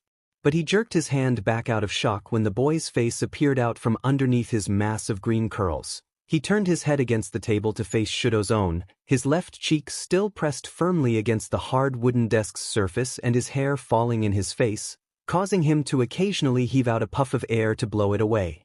He smiled at Shoto sadly, clearly torn between frustration at something and the longing to appear outwardly fine. Sorry, Todoroki. I didn't mean to startle you. The cogs in Shoto's brain immediately began whirring. Midoriya hadn't asked a direct question that required a simple answer, meaning he'd have to come up with a meaningful way to respond, and Shoto didn't want to lie to Midoriya and say that he hadn't startled him, because he had, but being so upfront may also be inconsiderate. God, this socialization thing was difficult. He settled for a mere statement of recognition, but one that would hopefully ease the boy's mind if possible, and so Shoto said a quiet, no, it's fine, before relaxing back into his chair a little with the fresh knowledge that Midoriya didn't appear to be in any rush to resume maiming his own forehead again. He then received a small smile from his classmate, and his stomach did a backflip. Forget the fact that he had no idea how to respond to a nonverbal social cue. Midoriya's smile was like the FING sun. Ah, sorry, Todoroki dashed. His thought process was once more interrupted by the boy before him. It's just my mum. Oh, he began, unsure whether that was an acceptable response to the statement but slowly beginning to realize that perhaps he didn't need to read into every little detail so deeply. The conversation seemed to, oddly enough, be holding up somehow. How so? Well, you saw, but I broke my arm yesterday, didn't I? And my mum was livid. The boy lamented, his face, still squished up against the desk, becoming crestfallen and reddening with embarrassment. She marched all the way up here and demanded a meeting with All Might to discuss school safety surrounding future diaries, or something. And Midoriya kept talking. He talked about his mother's antics and the way she had shouted through the speaker by the school gate in front of a crowd of the public, leaving him standing stock still in mortification and horror. Shoto supplied a brief nod and a comment on the fact that people may have found it rather comical instead, and that he ought not to fret over it. He spoke of the way he was worried All Might would be in trouble over the whole thing, and the way he feared there'd be repercussions for the pro-hero despite the fact that he'd been the one foolish enough to throw the bone-breaking punch. Shoto provided what he hoped had been reassurance on the fact that All Might was a trained, professional adult in the working world and that he'd be able to handle it all just fine by himself. And Midoriya talked and talked and talked, and it seemed all he wanted in return was someone to give him their time and to occasionally show him they were still tuned in. And Shoto was fine to sit with people if they gave him the opportunity not to have to worry about how he'd act and what he'd say. And Midoriya was giving him that chance, it seemed. He hadn't come to school expecting to make any friends, barely even acquaintances, but he found that, strangely, it didn't perturb him that it seemed to be happening anyway. So when Midoriya asked him if he was bothering Shoto in any way, he merely shook his head no, reassuring his classmate that he wasn't in any way burdening him, and indicating for him to continue speaking as he wished. Shoto! The boy froze on the spot at the sound of his own name being hissed out in venomous tones, his fists still raised and sweat beading across his brow. He breathed out forcefully through his nose in frustration and slowly dropped his offensive manner, defenses going up immediately. He settled for merely pausing and waiting for his father to continue speaking as he went to grab his towel, knowing it'd piss him off. Snatching up the material from the floor, he mopped at his forehead and slung it over one shoulder, dusted off his hands, and waited. Shoto, look at me. At those words, his confidence wavered. The man sounded livid, and Shoto didn't like the idea of hobbling into school tomorrow. Since when had this man had so much power over him? Since the very beginning, evidently. Shoto turned where he stood and avoided eye contact with his father until he heard loud, purposeful footsteps approaching where he stood. His eyes flicked up immediately and he almost took a step away from the man, but he held his ground, face passive and stance neutral. Your fighting is mediocre at best and your concentration is lackluster. Your mind is focused elsewhere. It wasn't a question, it was a statement that had been hurled and spat in his direction with more venom than a python. Villains won't wait for you to gather your thoughts? He snarled, upper lip curling. Whatever else you're thinking of, the man before him said, turning away and tugging his fighting gloves off, irritation very evident. Erase it. I simply won't tolerate any disobedience. Shoto's face had darkened a while ago, and his fists were balled at his side, frost slowly creeping up his skin and his knuckles taut and white. His expression flickered for a moment between anger and anguish before he managed to get a hold of his emotions and his face reverted back to one of neutrality. Yes, sir. He forced out through gritted teeth, knowing that swallowing his pride would be far less taxing on him, physically, if not mentally, than creating conflict with the flame hero. He knew the sparring session was over from the pro's dismissal, and so he turned on his heels and snatched up his water bottle, hastily vacating the training hall he loathed so much and making a beeline for his room. Fuyumi had called out to him when she noticed him storming past the kitchen, visibly rattled, but her words had fallen on deaf ears. When Endeavor next walked past his youngest son's bedroom, the door slightly ajar, he saw the boy lying on his bed clutching his stupid little future diary as he stared at its screen, and his eyes narrowed, his blood boiling on the spot. If this continued, he'd see to it himself that that thing didn't get in his son's way. And remember, I want that essay in next Tuesday. Aizawa called over the noise of 20 scraping chairs and rustling bags, his voice reaching a crescendo in an attempt to drill it into their skulls that he refused to deal with any homework bullshit from the year group's top class. I mean it, Kaminari dash, the blonde boy winced, and Aizawa turned to Midoriya amongst the class, his facial expression bordering on despair. And please stick to the maximum word limit, Midoriya. 1,500 words only. Why is sir? Sorry, sir. Izuku yelped before hastily swinging his bag over his shoulder and bolting for the door. He skidded to a halt just before reaching it, however, and glanced back at the remaining people in the room, his eyes finding the red and white mop of hair that belonged to Todoroki Shoto. In an effort to make friends at his new school, Izuku was determined not to repeat the events of the first 13 years of his life. He had tried to talk to as many of his new classmates as possible. Some, he had found, were simply not his kind of people, like Mineta and Aoyama, though he found he could uphold decent conversation with everyone he had classes with, and some, he was delighted to discover, actually liked him for some reason. Or at least tolerated him, perhaps, which was still miles better than the treatment he'd received from Kaken all his life. Todoroki was packing up slowly compared to everyone else, who were all determined to get near the front of Lunch Rush's food line, and seemed to be perfectly happy in his own company, but Izuku made a split-second decision and called out to the boy. Hey Todoroki, wanna join us for lunch? The boy had initially looked up at him at the sound of his name being called, but then looked down at his toes, seemingly trying to decide how to respond. It had been obvious to Izuku the moment he had first interacted with him that here was a boy who had very little social experience at all. Waiting patiently for an answer, Izuku gave Todoroki a large smile in the hopes that it'd quash any qualms he had about dining with him, and to his delight, Todoroki, whose shoulders Midoriya hadn't realized were tense until they lowered and relaxed, seemed to loosen up. He replied with a quick okay, and hurried to pack up the rest of his bag before jogging to catch up with his classmate on the way to lunch. From inside his mustard-yellow sleeping bag, still sat on the floor behind the teacher's podium, Aizawa rolled his eyes with a scoff and flopped over so he was lying down. Teenagers. So uncoordinated. Shoto hadn't expected there to be so many people at Midoriya's lunch table.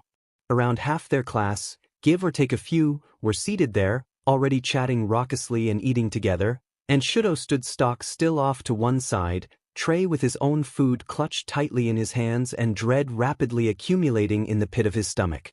No, not dread, he was beginning to panic. Todoroki? Midoriya was stood not far from him, his own tray still held in his hands and a concerned expression plastered across his face as he studied Shoto's countenance. He had picked up on his discomfort. Sorry, Midoriya Shoto mumbled abruptly, turning away from the group at the table and putting all his focus on controlling his breathing. Perhaps another time. Okay, hang on, sorry guys, tomorrow for sure. He heard the boy say from somewhere in the background, accompanied by some kind of cluttering and shuffling around. Midoriya then walked out from behind him, past where he was stood and to another table further away from the one full of their classmates in a much quieter part of the hall. More importantly, it was empty. A calmer atmosphere. He placed his tray down on its clean, white surface and walked back over to Shoto hesitantly, looking almost sheepish, no, apologetic. I'm sorry. That was really insensitive of me, Midoriya began, and then cracked a small smile, making Shoto's stomach do a weird sort of jolt. But maybe, you still wouldn't mind eating with me? Shoto was thoroughly intrigued as to what was motivating this boy to converse with him so much, but he nodded all the same and shuffled over to the table with his classmate, and by the time he reached it, he had his breathing under wraps. For the most part over the lunch PRD, Midoriya simply talked again, allowing Shoto to listen. He was explaining his personal list of favorite heroes, and where most people simply referred to the official rankings, Shoto noted that Midoriya had clearly thought long and hard about it, with some more retro and up-and-coming heroes making it quite far up the list. Of course, of all the heroes, All Might took the #1 spot, but he noticed with a kind of twisted satisfaction that Endeavor the Flame Hero was nowhere to be seen among them. Edgeshot 2, Midoriya began after swallowing a particularly large mouthful of mixed vegetables. Did you know that thanks to years of training, he can transform his body at the speed of sound? Shoto looked up from his meal and met Midoriya's eyes, and in that moment, though perhaps it was a trick of the light, they seemed to shine. How cool is that? Very. He supplied, permitting a smile to cross onto his face at his classmate's sheer eagerness. His smile fell, however, when he looked down into the bottom of his bowl and saw his own face in the reflection of the stock still sitting there. It looked distorted by the slight movement of the table as they ate. Grotesque. Midoriya? The boy responded through another large helping of his food, his head tilting slightly to one side in curiosity. Shoto caught himself and rephrased what he was going to say, for fear of sounding rude. Not that I dislike it, but why are you trying to make my acquaintance?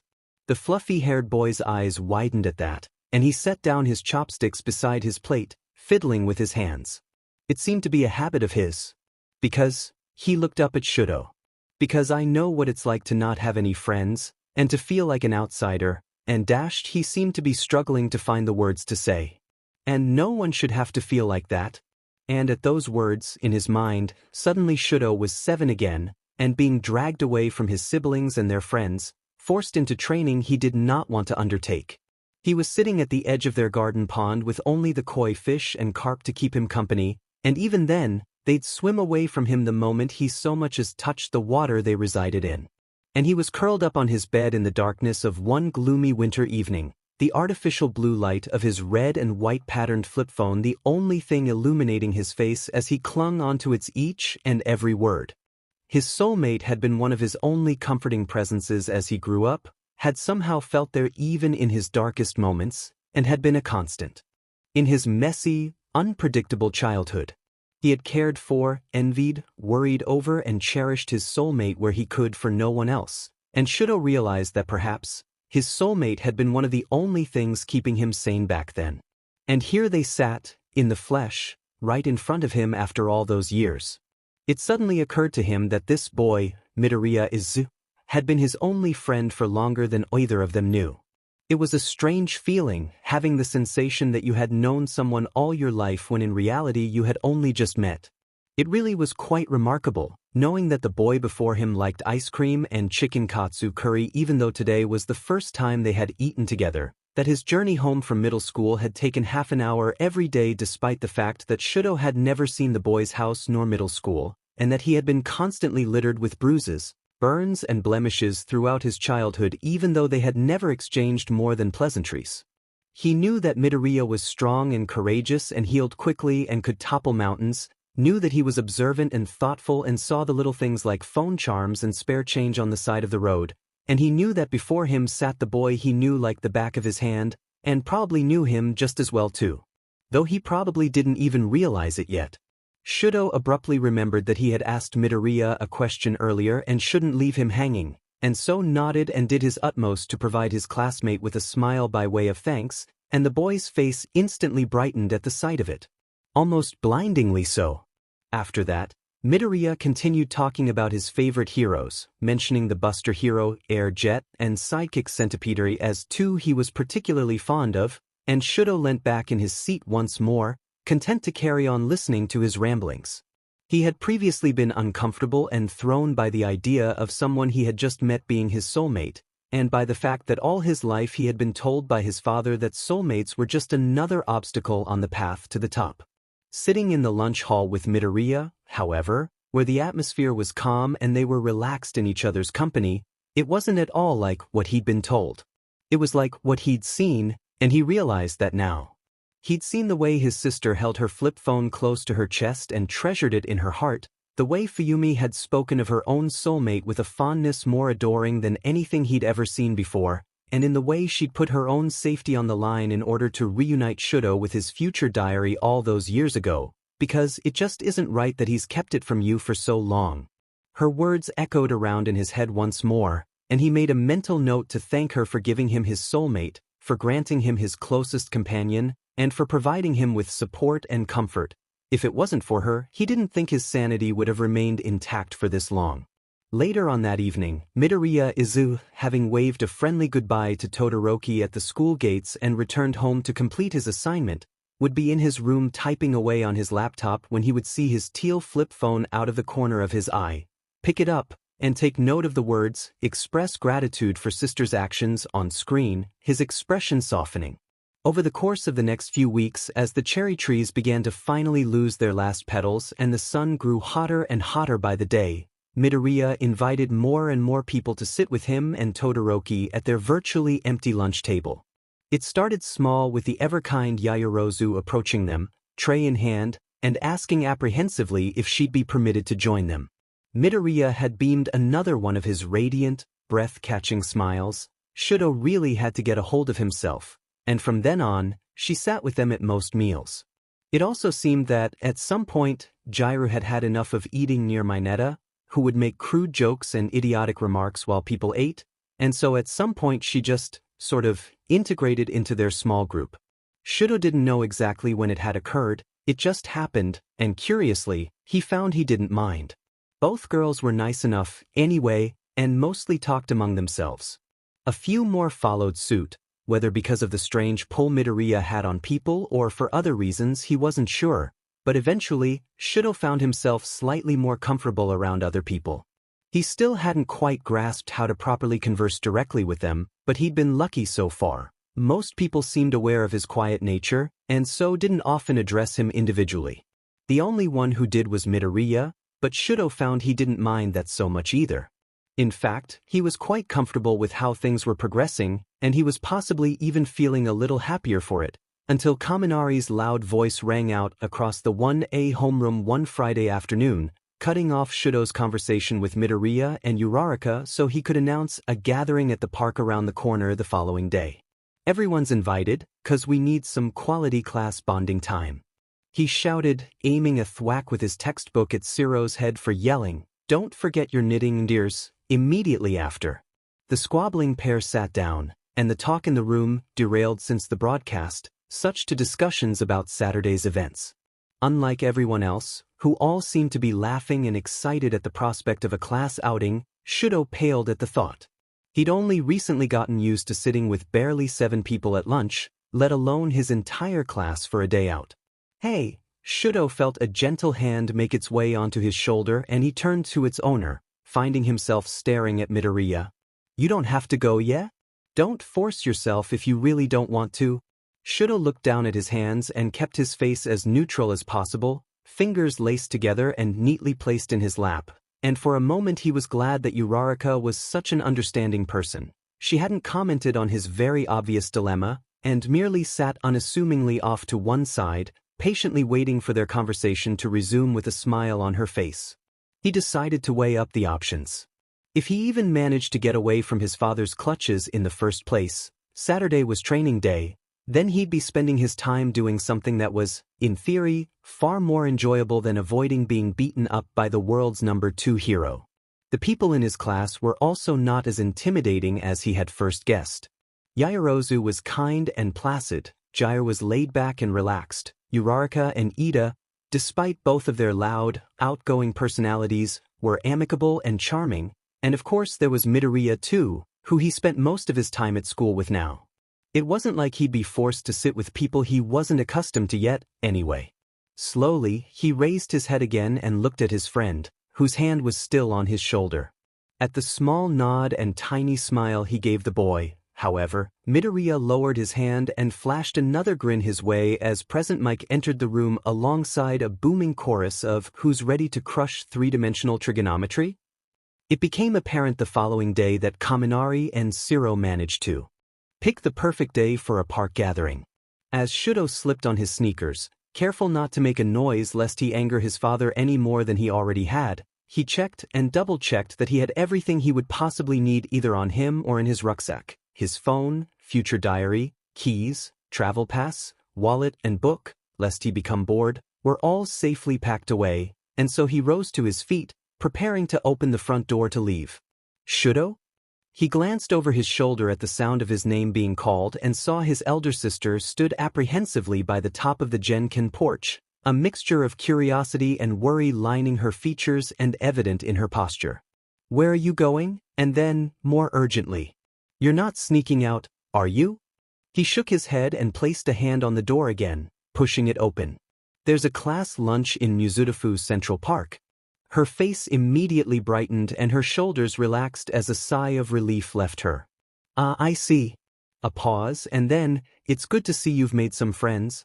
He wasn't sure what it had been about her statement that had struck a chord in him, but he felt his heart jolt when she said it, and not in a bad way either.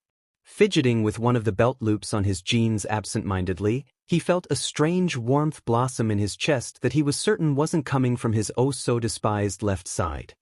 He gave her one last nod, this time accompanied by one of his trademark almost smiles, and stepped outside into the bright, late spring sun. Deku, over here. Walking across the freshly cut lawn of the park, Izuku had to shield his eyes from the blazing sun in order to see where the call had come from. Spotting a group of around 10 people all sat on picnic rugs or lying on the grass near a pond, he waved back jovially and jogged over to them. Catching sight of Uraraka and Ida settled on the lawn with their backs to the sun. Heading over, more recognizable faces came into view, all laughing and smiling, with the exception of a rather put-out-looking Bakugo. Hey guys! He chirped, dropping his bag on the grass opposite them and seating himself cross-legged, hands in his lap touching the earth. How long have you all been here? Well, I was the first person here since my apartment is just around the corner, Uraraka supplied, glancing around the rest of group with a hand sheltering her eyes from the daylight in order to see their faces. She pointed to each person in turn as she spoke. Bakugo turned up not long after that, and Kirishima came 2 seconds later, thank God, and from their people have just been filtering in. She turned back to him again, a smile emblazoned across her features. You look great. I love the shirt. Everyone looks so different in their own clothes. Yes, indeed. Ida agreed fervently, straightening his glasses which seemed to glint in the sunlight. Each person's style really gives a better impression on the type of person they are. This was an excellent idea on Kaminari's part. He wore a smart white shirt with a neutral brown jumper over top of it. How are you not boiling? Uraraka exclaimed, tugging and prodding at the knitwear. It's almost 20 degrees outside. Izuku let the friendly conversation wash over him for a blissful moment. The group was so cheerful and animated amongst each other. Tsuyu, Ashido and Hagakure sat beside the small pond dipping their toes in, or in Tsuyu's case, swimming in it. Kaminari, Yaoyorozu and Jair were laughing at something on the boy's phone, and Shiro and Kirishima were goofing off around Bakugo. They clearly had a death wish. He had just been browsing his phone thanks to a notification from his newsfeed app. There had apparently been a high-scale bank robbery attempt in the downtown area, far-flung from this area of the city, when a shadow appeared on the grass in front of him as something covered the sun briefly. Looking up, he saw what or who had caused the sudden darkness. Positioned behind both of the people sat opposite him stood the boy with two-toned hair and dual-colored eyes from their class. Uraraka had twisted around to greet him, smiling and chatting brightly with Ida at her side, also giving his salutations, and Izuku barely caught even a snippet of what either of them were saying. The boy was wearing a red checkered flannel overshirt with a baggy gray tee beneath it. He had donned a pair of fitted blue jeans with rips at the knees and black sneakers, and he was distracting. The sun behind him seemed to create the illusion that he was adorned with some sort of radiant, sunlit halo, and Izuku was having difficulty tearing his eyes away. Hello, Midoriya. Sheet, I was staring again. He gulped, fixing his posture nervously. Hi, Todoroki. Glad you could make it?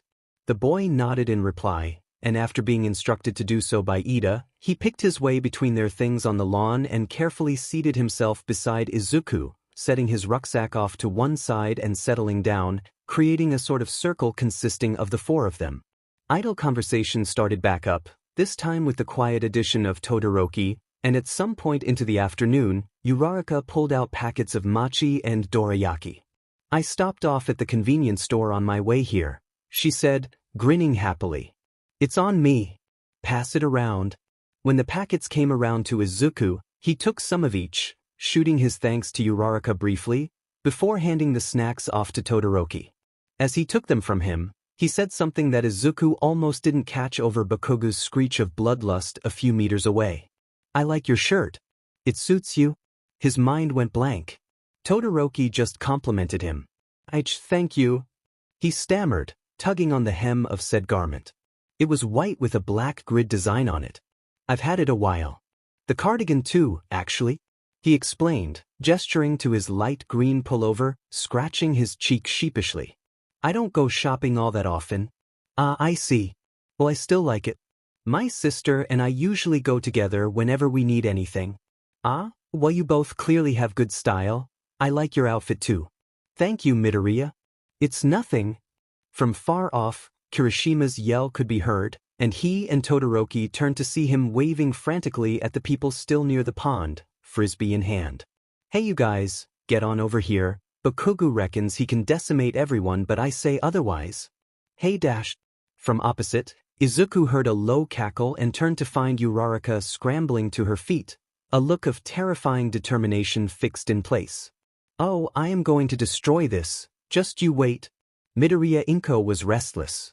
Right after her son had left that morning to go out with his classmates, and how elated she'd been to hear the word friends escape his lips with no trace of doubt on his face, she'd received a call from an unknown number on their landline.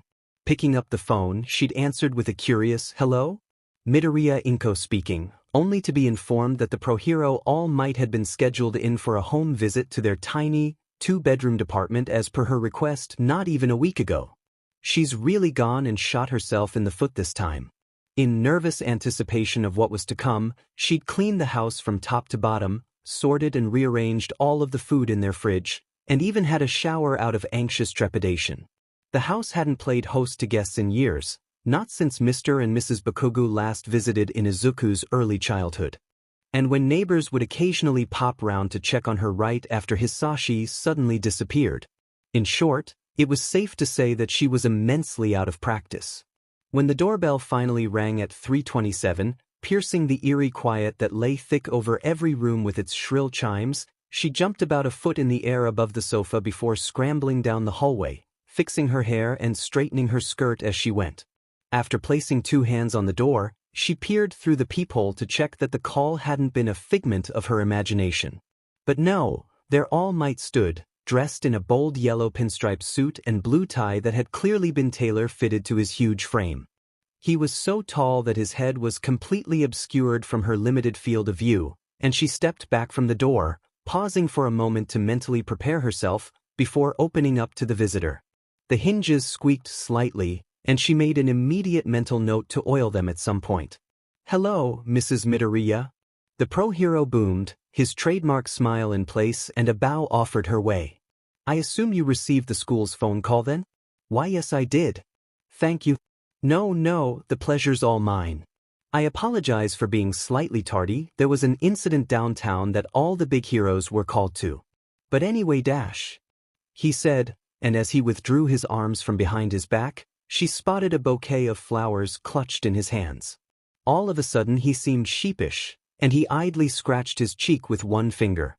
"I bought these for you, I hope you don't mind." "No, they're lovely," she said, tenderly taking them from his hands and taking in a breath of their gorgeous scent. The bundle consisted of blue hyacinths and white tulips, and they truly made for a sublime combination when paired together as they had been in this particular bouquet. "Thank you, All Might, they really are gorgeous." "I'm glad to hear it." Inko noticed that some of the people living in the other apartments on their floor had begun to peer out of windows and front doors at the sight of the most famous hero in the country being on her doorstep, muttering and whispering excitedly. Why don't you come on in? I have the air conditioning on so it'll be a lot cooler in here." Her visitor squeezed his way through the front door and removed his shoes at their genkan, being careful not to knock over pieces of furniture and breakables. Leading the way down the hallway, she paused at the entrance to their combined kitchen and lounge area to look back at the hero, shuffling down the corridor in her home and suddenly looking rather endearingly out of place, given his size. She could tell this meeting was going to be interesting. When Toshinori saw the address of the house he'd been assigned to visit, he'd known immediately that it wouldn't be the biggest, grandest homestead in Japan. Far from it, actually. The district was known across Mizutofu City as one of the most run-down, underfunded areas in town, with possibly one of the highest crime rates too, and he couldn't believe he hadn't known where his protégé lived before now. His spirits sank upon spotting the right tower block. A few words sprung to mind: bleak, crumbling, cramped. But when the door to the Midoriya household had opened, revealing a middle-aged woman whose smile made his stomach jolt and his breath leave him, all his previous assumptions vanished on the spot. The house may have indeed been cramped, but for heaven's sake he was over 7 foot tall. All houses are cramped for him, but it was warm, comfortable, lived in, and homely.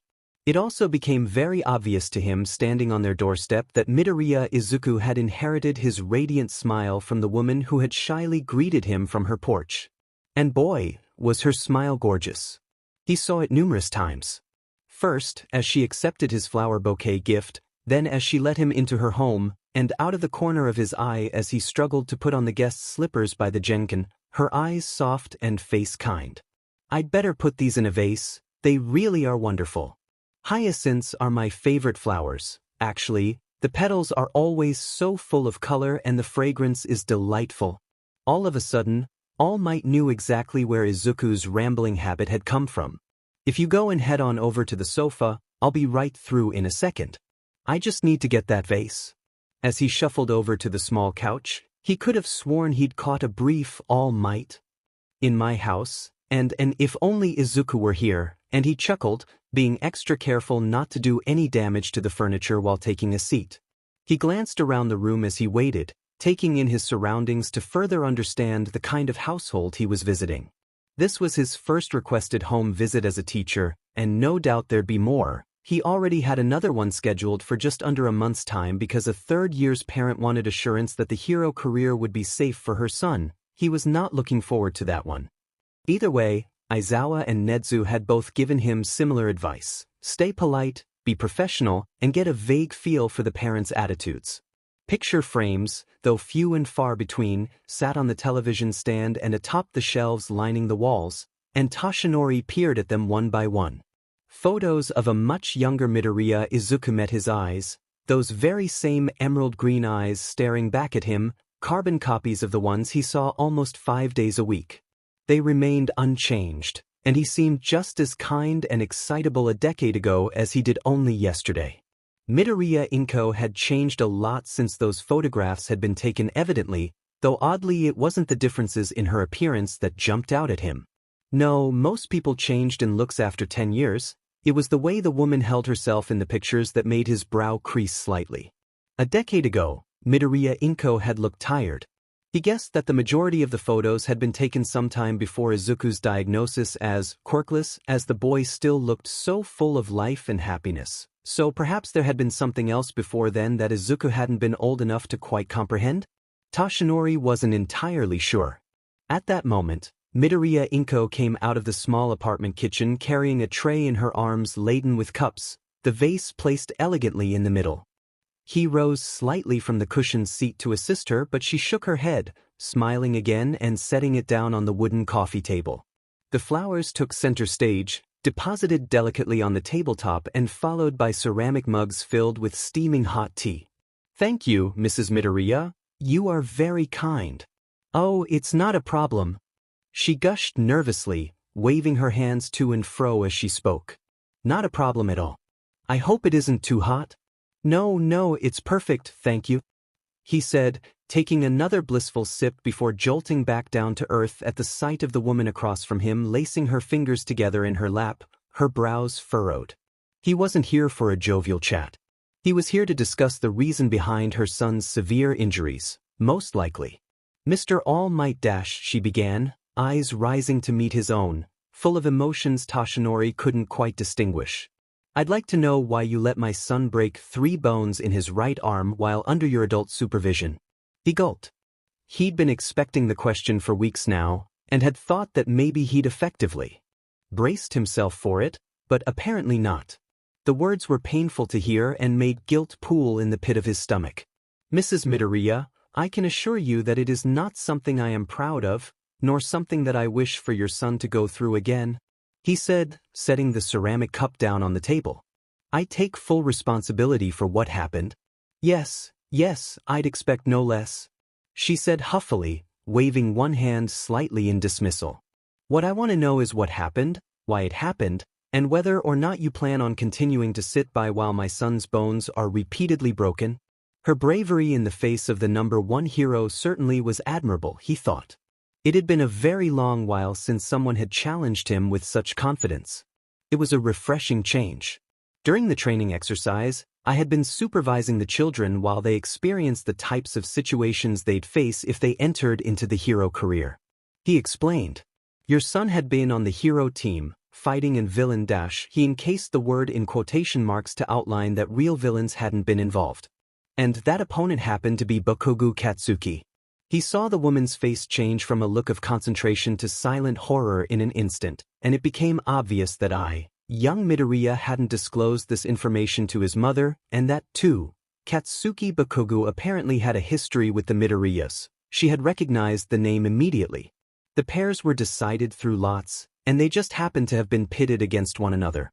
The harried mother slumped back into the cushions of her armchair, running a stressed hand through her long, green hair. Well, I guess it couldn't have been helped. Indeed, he said, nodding gravely. They were both very determined pull through triumphant, and I had noticed previously that they weren't on good terms at all. He bowed his head then, thinking back to the fire he'd seen in Izuku's eyes, and sighed. Forgive me, Mrs. Midoriya, if my judgment was not correct. He went on, well aware that he sounded very solemn all of a sudden, but it became apparent to me in that moment that your son really needed to know he could emerge from the battle victorious. A silence filled the room, swirling and palpable as the woman before him seemed to take in all that he'd told her. Katsuki has always hated Izuku for reasons I could never quite fathom. She lamented, more to herself than anyone else, and when she next spoke it was to his horror that her voice began to crack, head hung in her hands. I'd hoped it would all stop by high school. Mrs. Midoriya? He tried, almost rising from his seat to aid her before she sat up straight again, face set and resolute, not a trace of the anguish shed just displayed present. But why am I saying all of this to Japan's top hero? She chuckled, subtly wiping at the corner of her eye, and Toshinori found his respect for her deepening tenfold. Forget his physical prowess, in terms of emotional strength and perseverance, she far outdid him in every aspect possible. That same intense, unreadable expression reappeared on her face once more, and she seemed ready to take on the world. I still want to know why his bones broke. It was a miracle his quirk finally manifested, truly a gift, but it has been so sudden I still don't understand it. He shifted uncomfortably, the knowledge that he'd concealed the true nature of her son's quirk weighing down upon him, and he began slowly. Your son's quirk was registered as strength augmentation, no? And she nodded. Well, unlike his classmates, his body hasn't had the time usually given to grow and adapt along with his quirk. The immense power it lends him also puts a lot of strain and pressure on his body, meaning he sustains injuries as a side effect? I see. We are working on it. He said hurriedly at the sight of her face falling. My colleagues and I are working with him to try and minimize the damage he receives from his quirk. I can assure you he is in the best hands. Nodding, she supplied him with the briefest of smiles before speaking again, her face darkening. I have one final question, she said, and suddenly Toshinori knew what the emotion he'd seen in her eyes earlier had been, anxiety-driven anger, and it was showing through in full force at that moment. Anger that was, undoubtedly, aimed at him for a very good reason, however uncomfortable it made him feel. He looks up to you, All Might, always has. You're the reason he wanted to be on the hero course so badly, and while I respect his wishes and admire his drive, her face was resolute. I refused to let him pursue his dream at a school with such foolhardy, lackluster security measures. Mrs. Midoriya he began, attempting to keep his tone as pacifying as possible, perplexed. I don't quite understand Their future diaries, for goodness sake. Izuku tells me that the students aren't supplied with safe places to keep them during the day. What if a pupil took one onto the field and it broke? What if someone's went missing? And at her finishing words, he truly felt a mother's wrath. If my son's cell gets stolen on your grounds, if he's bullied and threatened with his life because your staff didn't properly protect him she drew in a slow, unsteady breath. I will never forgive you. A gut-wrenching pain that was entirely unrelated to the wound in his side took hold of his stomach, and he felt totally and utterly powerless. He stuttered, and though he was in his hero form, he was small and weak and useless before her. I want your word, All Might. Midoriya Inko rose from her armchair ominously, hands balled up by her sides and fire dancing in her eyes, and in that moment, despite her small stature, she seemed to fill the entire room with her presence. He's my only child and he's all that I've got. I want your word that you will fix this issue and start safeguarding your students from harm. His impression of Midoriya Inko had drastically changed over the last hour. She was kind and timid, emotional and compassionate, and so very, very strong, all at once, and he found he couldn't help but admire the mother before him that he'd only just met. After all the pain and anguish he'd no doubt put her through, how could he possibly let her down now? Of course, he said, meeting her gaze evenly with unwavering resolve, trying to convey that he was a man of his word. I promise, Mrs. Midoriya. Her face seemed to soften, those gorgeous green eyes crinkling around the edges as a small approving smile somehow made its way onto her countenance. She leant over the coffee table between them and extended one palm out for him to shake, and taking care not to overdo it on his strength, he grasped her small hand in his own comically large one, shaking firmly. She had a strong grip too. Now, enough of this depressing discussion, she said, suddenly businesslike. I want that scene too, All Might, but for now would you like some more tea? I have chamomile. Izuku also bought red bean taiyaki yesterday. Would you like some? Thank you, Mrs. Midoriya. That would indeed be lovely. Pardon me, Midoriya, but is this not your stop? Izuku, who had been in a world of his own reading news articles on his phone, snapped his head up to stare at the two people accompanying him, Ida looking concerned and Todoroki wedged between them nodding his head. What? He quickly glanced out of the bus window beside him and realized with a jolt to the stomach that Ida was indeed right. The familiar scenery outside was rushing past, getting slower and slower as they got closer and closer to his destination. Oh, see! He yelped, scrambling to grab his bag and stand up without falling over, but thanks to the bus swaying and jostling along the uneven, pothole-ridden road, it proved to be quite a challenge. Shuffling past his friends and almost tumbling on top of Todoroki when the bus went over a speed bump, he made his way down the aisle to the exit of the vehicle and waited for the automatic doors to open, bouncing on the ball of his feet and smiling back at his classmates, who each waved in return or offered him small smiles of their own. As the panels slid open, he chirped a quick "Bye, guys. Thanks for everything," before stepping out onto the pavement and looking back at the seat where they had been sitting. Todoroki had shuffled over to the window seat to look out at the neighborhood, and catching his eye, Izuku beamed, waved and watched as his friend's face retreated from view along with the bus. When it rounded the corner, he turned on his heel and trotted back to his apartment building, enjoying the afternoon sun still beating down on his shoulders. Upon reaching his front door, he tried the doorknob and found it to be open. No doubt his mum was still home, and entered the house, undoing the laces on his shoes and humming a random tune. He had just been about to call out a quick "Hey mum, I'm home," when he heard more than one voice coming from the living room. His mum hadn't had visitors in years. Skidding down the hallway and almost falling against the smooth wooden floorboards in his slippers, he grabbed the doorframe to the lounge to slow his momentum and pushed into the room, breathing slightly. "Oh, hello Izuku dear." His mum turned at the sound of his rather over-the-top entrance, smiling up at him from her position on their sofa, a cup of tea in hand. "Did you have fun with your classmates? How was Todoroki?" Hello, Midoriya boy. Izuku felt like he was having a heart attack. Sitting on his mother's other side, in all his hero glory, was his mentor and teacher, a tiny china teacup in his massive hands and an enormous smile on his face as he grinned at Izuku. All might. When flip phone storage cubbies magically appeared in every single one of the U.A changing rooms over the weekend, Izuku found himself among the select few people not surprised by the spontaneous alterations made to the campus. The storage units consisted of small, sealable compartments inside each student's pre-existing shoe locker, every pupil being assigned a unique key code to keep their future diary safe. Using them during the day was still optional, though heavily advised against. But before doing practical training exercises, all of the members in each class had to safely stow them away. The teachers were to ensure every student followed the rules by the book. No doubt this has something to do with what you were telling me about your mother? Hearing the familiar voice of Todoroki Shoto, Izuku looked up from where he'd been depositing his cell in his locker, seeing the boy just opening his own, and he gave him an exasperated smile. Shutting the door to his cubby, Izuku heard the small click of it sealing shut. Yeah, it was. All Might came over while we were all out the day before last. Oh dash, Todoroki breathed, checking his future diary one last time before locking it safely away and joining Izuku on the walk to the battlegrounds with the rest of their class. I hope it wasn't too embarrassing. They were sharing tea when I walked in. He lamented. And eating my taiyaki.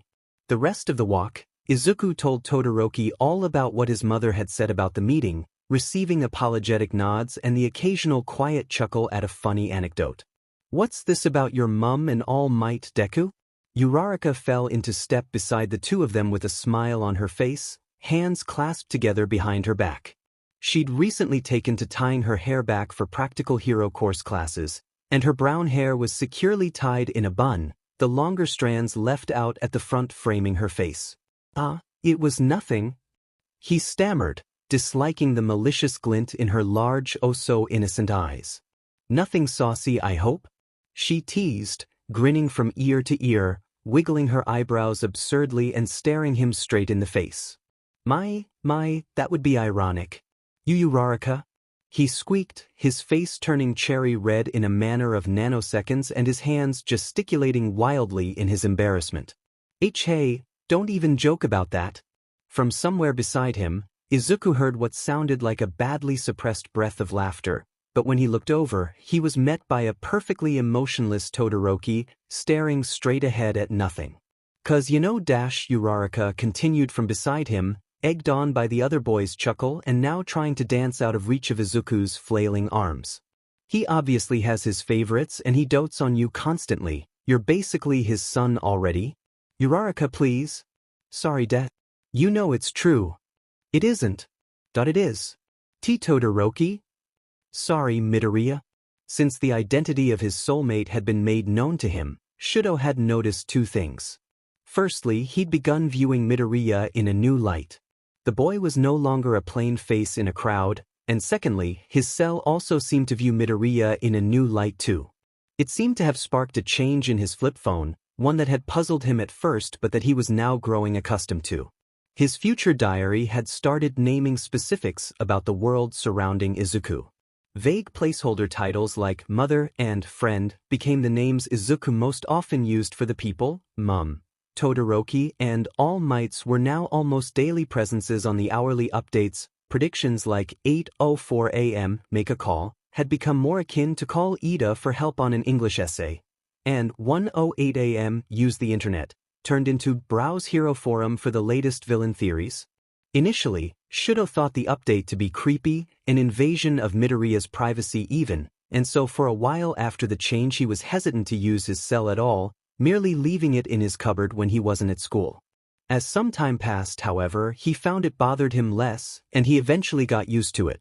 When his flip phone showed him the words, 7:52 a.m., forget to make a lunch for the art field trip, Shoto accidentally made more katsudon than he needed, offering the extra helpings to Midoriya with a nod of the head and an, I really don't mind. I brought more than necessary, anyway. Thank you so much, Todoroki. Wow, this looks amazing, Midoriya said, his eyes glittering as Shoto pulled off the lid of his lunch. "Ah, I'm so lucky, you even cooked my favorite meal." "That's fortunate," he mumbled, trying to repress a knowing smile. He coughed to cover it up and handed Midoriya a pair of disposable chopsticks. "Here, I always carry spares." "That is indeed very responsible of you, Todoroki," Ida said from beside him, and somewhere across the other end of the modern contemporary art hall they sat in, Midnight rolled her eyes at the enthusiasm of all the students. Ida was making more wild, elaborate gestures as he spoke. "I should demonstrate the same level of preparation. I too will bring spares from now on." "Wow, Deku, I'm so jealous." Uraraka cooed, fawning over the lunch clutched in Shoto's palm. "Todoroki's cooking looks to die." Eventually, everyone began tucking into their own meals. Midoriya broke open the disposable chopsticks, and Shoto tried very hard not to think of their close proximity, the container propped on his knee for them both to eat from and Midoriya's shoulder touching his own.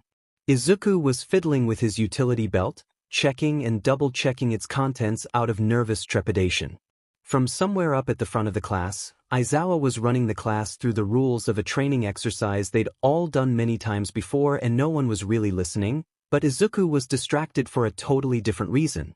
The daily sparring partners for Class 1A were on a rotation system, and so far the only people he hadn't been pitted against were some of the most skilled, Tokoyami, Todoroki, and Bakugo.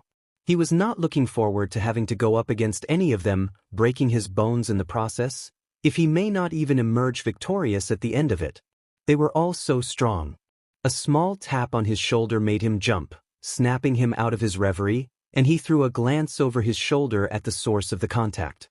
He was met by the calm, collected persona of Todoroki, staring not at him but at Aizawa, possibly to appear as though he was paying attention to the explanation, and the boy spoke out of the corner of his mouth. "Don't worry. I know you'll be fine. Just be careful." Izuku felt himself soften at his classmate's kind words and his shoulders loosened slightly as he smiled, looking back at Todoroki. "Thank you, I really appreciate it." Their eyes met for the briefest of seconds when the boy's gaze flicked his way, but then it was over, and Todoroki was looking back at Aizawa. He gave a small nod, however, and Izuku knew it had been was his way of showing that he'd heard him. "You too," he hurried to supply. "You'll be amazing, you're always dash." "Midoriya, is there something you want to share with the class?" Izuku leapt about a foot off the ground, stammering out an apology to Aizawa as a few members of Class 1A laughed good-naturedly. After the talk, all of the students paired off to train and the session began.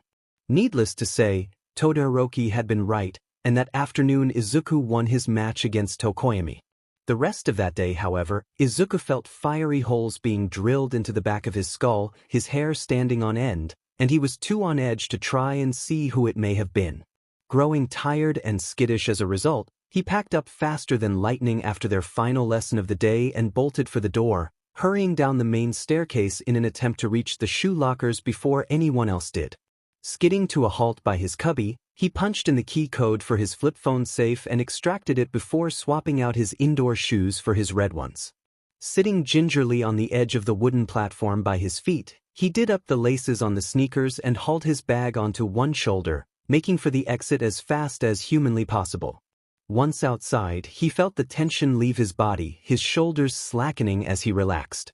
He was pretty sure he'd escaped their gaze, whoever they were, and he slowed to a trot, pulling out his future diary for something to do. The hourly update would refresh in a few minutes, and the last words from the current hour stared up at him from the screen. 3:34 p.m. Check future diary. 3:34 p.m. Worry about a friend. 3:35 p.m. Trip up the stairs. 3:36 p.m. Locate an acquaintance. His soulmate would be an awful mess within the next few minutes, it seemed, and he silently wished in his head that they would be more mindful when rushing about. Tripping on the stairs could be very dangerous sometimes. Oi! Izuku felt the very bottom of his stomach fall away at the sound of his cursed nickname being yelled at him from across the Udata courtyard, and he froze on the spot, unable to move. He was pretty sure he knew who had been glaring at him all day now. "Oi, you piece of shit!" He heard Bakugo snarl, accompanied by stomping footsteps that drew closer and closer to his spot by the school gate. "Look at me when I'm talking to you." Still glued to the spot, partly out of fear and partially because he felt that anything he'd do would merely serve to further piss his classmate off, Izuku could do no more than watch on helplessly as Bakugo stormed into his field of view, hands in pockets and a face of thunder. "Look at me!" he raged, and Izuku's vision snapped up from his cell to meet Bakugo's eyes immediately. The boy scoffed, no doubt at the fear evident in Izuku's gaze, and withdrew a hand from his trouser pocket. Small, mini-explosions, they were tiny compared to the ones unleashed upon him in the heroes versus villains battle, crackled and sparked across his palm, and in spite of himself, Izuku flinched away from them. He'd come so far since Katsuki's middle school reign of terror, yet when his mind surged back to that afternoon almost a year ago where he'd been told to jump from the school roof, he suddenly felt very sick. The noise of the explosions died down, and Bakugo's voice, equally as jarring and deafening, filled the silence of the grounds. Dekadash, the boy's upper lip curled as though he were looking upon something foul on the sole of his shoe. "You may have slipped past Featherface today, but it doesn't mean sheet, you hear me? I'm still 10 times stronger already than both of you punk-butt losers will ever be." Kakinwadash. A quiet static, though loud enough to have been heard by both of them, sounded from the little speaker on the back of Izuku's future diary, tinny and brash, innocently signaling a new update for the hour. Instinctively, his eyes sought out the screen of his cell, intending to read the new information, when a strong, agile hand snared his wrist and yanked it up to eye level. Wincing, Izuku looked past the flip phone at Bakugo and felt anxiety blossom in his chest. The boy's eyes were ablaze with newfound fury. "Are you even effing listening to me, you useless piece of shit? Maybe this'll make you pay attention." And then he yanked Izuku's cell from his hand. For a good few seconds, Izuku couldn't breathe. Panic, like he'd never felt it before, seemed to consume him whole as he watched his entire life being clutched in the hands of the boy who had literally threatened to kill him. Whoa Bakugo, dude, chill. Running footsteps could be heard from somewhere near the school entrance. To Izuku, the noise sounded like it was being played to him with his head underwater, and the voice of Kirishima Aijuru pierced the air. There was more than one set of footsteps, however, and surely enough Kirishima came into view, closely followed by Todoroki Shoto. "Dude," the redhead breathed, sweat beading on his forehead as he placed his hands on his knees to catch his breath. "That's not cool, come on. Give him the future diary back, man." And then, when he received no obvious response from the hothead, "Seriously, dude?" For a painful, agonizing second of anticipation, the air seemed to vibrate with tension. Then, as though merely handing back a toy to a sulking child, Bakugo roughly shoved the teal flip phone back into Izuku's palms. "Whatever," he grunted, kicking the ground as he turned his back on them all. "Just don't forget it, Deku." And with that he stormed off, shoulders hunched. "God," Kirishima breathed, his brow furrowed. "Hey, Midoriya, sorry about him, man." He looked off in the direction Bakugo had left. He'd been said since Ida beat him in training today, but wow, that was so unmanly. Izuku nodded slowly, suddenly becoming aware of just how quickly he was breathing. "Midoriya," Todoroki began, and though he was usually so placid and reticent, he sounded strangely vulnerable in that moment. Worry very obviously laced throughout his tone. "Are you okay?" "I'm Dash," Izuku mumbled, glancing around skittishly and clutching the teal-colored cell to his chest like a lifeline. "I'm fine, yes, it's Dash." "It's all right." His eyes found the ones belonging to Kirishima first, then sweeping up to Todoroki's mismatched ones after. "Thank you both, I just Dash." He glanced past their shoulders and to the street just beyond the school gates, where Bakugo's figure had long since rounded the corner and disappeared from sight. All the same, the image of his future diary being in the boy's clutches was burned onto his retina, white-hot and painful. "I've got to go." And hoisting his bag into a more comfortable position on his back, he took off at a run, the sound of his red shoes hitting the pavement strangely loud in his ears and his hands still shaking where they held the straps of his large, yellow rucksack. The day had been just like any other to Shoto. The class had broken up like usual at the end of the day with people rushing off to escape the school grounds, And so Midoriya's abrupt exit went almost entirely unnoticed. Shoto only happened to notice it because he had been intending to talk to the boy about the project they were to work on together over the next few weeks, but when he saw the mop of curly green hair dart out of the classroom door without warning, his brow furrowed in confusion. Had he not asked Midoriya to wait for him before the class had begun? Concern had begun to bubble at the pit of his stomach before he brushed it off. Midoriya wasn't incompetent and could certainly fend for himself. He probably needed the toilet and thus had to rush off. He decided to make his way down the main staircase along with the rest of the school, allowing himself to be carried by the ebb and flow of happily chatting students, and when he reached his locker, he changed his indoor shoes for his own sneaker and withdrew his cell from its locker. The concern he had tried to brush off was still gnawing at him, however small and unnoticeable it may have been, and so on a whim he flipped open his future diary and peered at Midoriya's hourly log. He bristled slightly upon beginning to read, but when his gaze trailed down to the end of the block of text, his stomach dissolved at the very last line of the prediction. 3:35 p.m., aggressively taunted by Kaken in front of the U.A gates. 3:38 p.m. future diary is badly cracked by Kaken. His eyes seemed were glued to the only word on the update that mattered. Cracked. He was unsure what the repercussions of having one's soul cracked were, but he wasn't about to sit around and wait to find out. And via his own soulmate no less.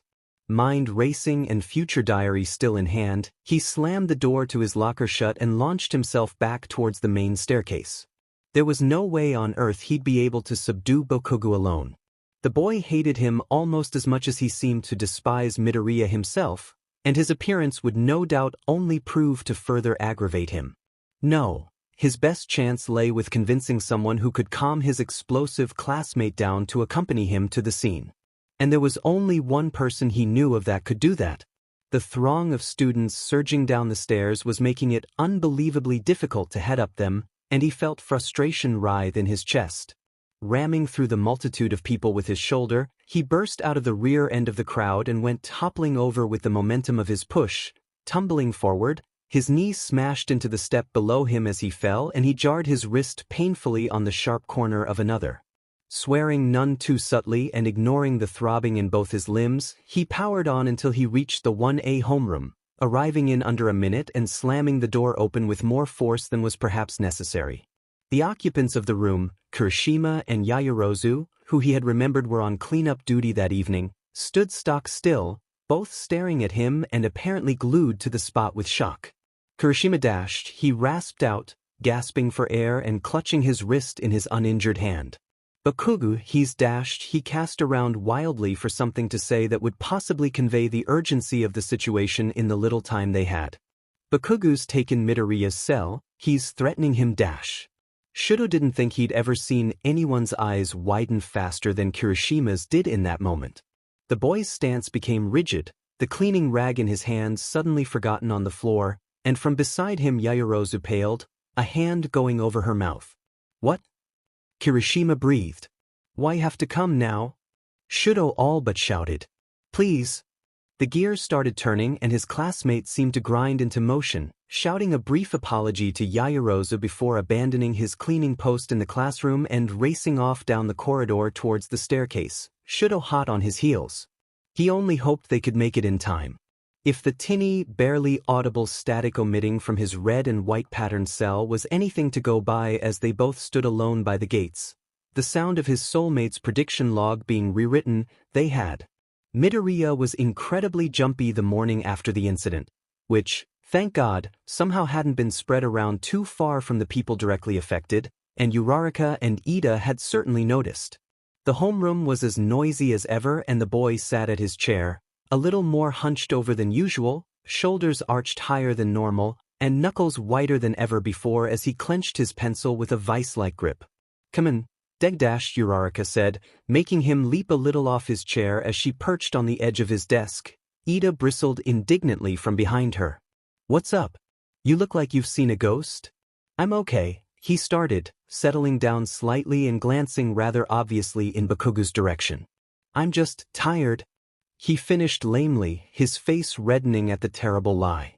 Well, you look pretty down in the dumps to me, and I don't know whether it's just because it's raining outside or because of something else, but I'm gonna cheer you up," she said, grinning happily and flashing a thumbs up. She then hopped off his table and slung an arm around Ida's neck, pulling him down to her level in a headlock and scruffing up his hair. "Tell you what, Deku, we'll go out after school. You, me and Ida downtown. How about it? Hate, we can even get you ice cream." Midoriya then looked up slowly, and maybe it was the prospect of spending time with his friends, perhaps it was the amusingly distressed look Ida had in place as he tried to fix his hair, or even the offer of ice cream, but the corners of his mouth began to twitch upwards, tentative at first though growing by the second until it became one of his trademark, sun-omitting smiles. Shoto felt an arrow go through his heart at the sight of it. "Okay," Midoriya said quietly, nodding his head, his green curls bouncing around. "Thanks guys." "No problem." Uraraka returned, punching the air in victory and dragging the unamused class president back to their seats near Azui, who leaned in to chat the moment they got back. From across the classroom, Shoto couldn't hear what they were saying, but it was apparent that the two girls got on very well. Ochako was talking animatedly, her rosy cheeks blazing, and Tsuyu had a kind, relaxed smile in place as she watched the girl talk. It was in those rare moments alone, watching other people interact from afar, that Shoto often found himself wishing he could converse with his friends in that manner. He felt as though he were watching them from behind glass, through a window, and that they were untouchable. That their level of companionship was unattainable.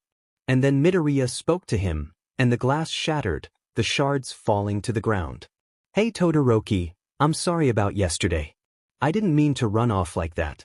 I really do appreciate what you did for me." Turning to his friend, Shoto saw the boy smiling at him. That smile was for him. How was that smile for him? And he swiveled in his chair to better face his classmate. "There's no need to apologize." And he paused, carefully considering his next words, unsure of what to say. If you wanted to know, I wasn't offended in the slightest." "Really?" Midoriya said, looking doubtful.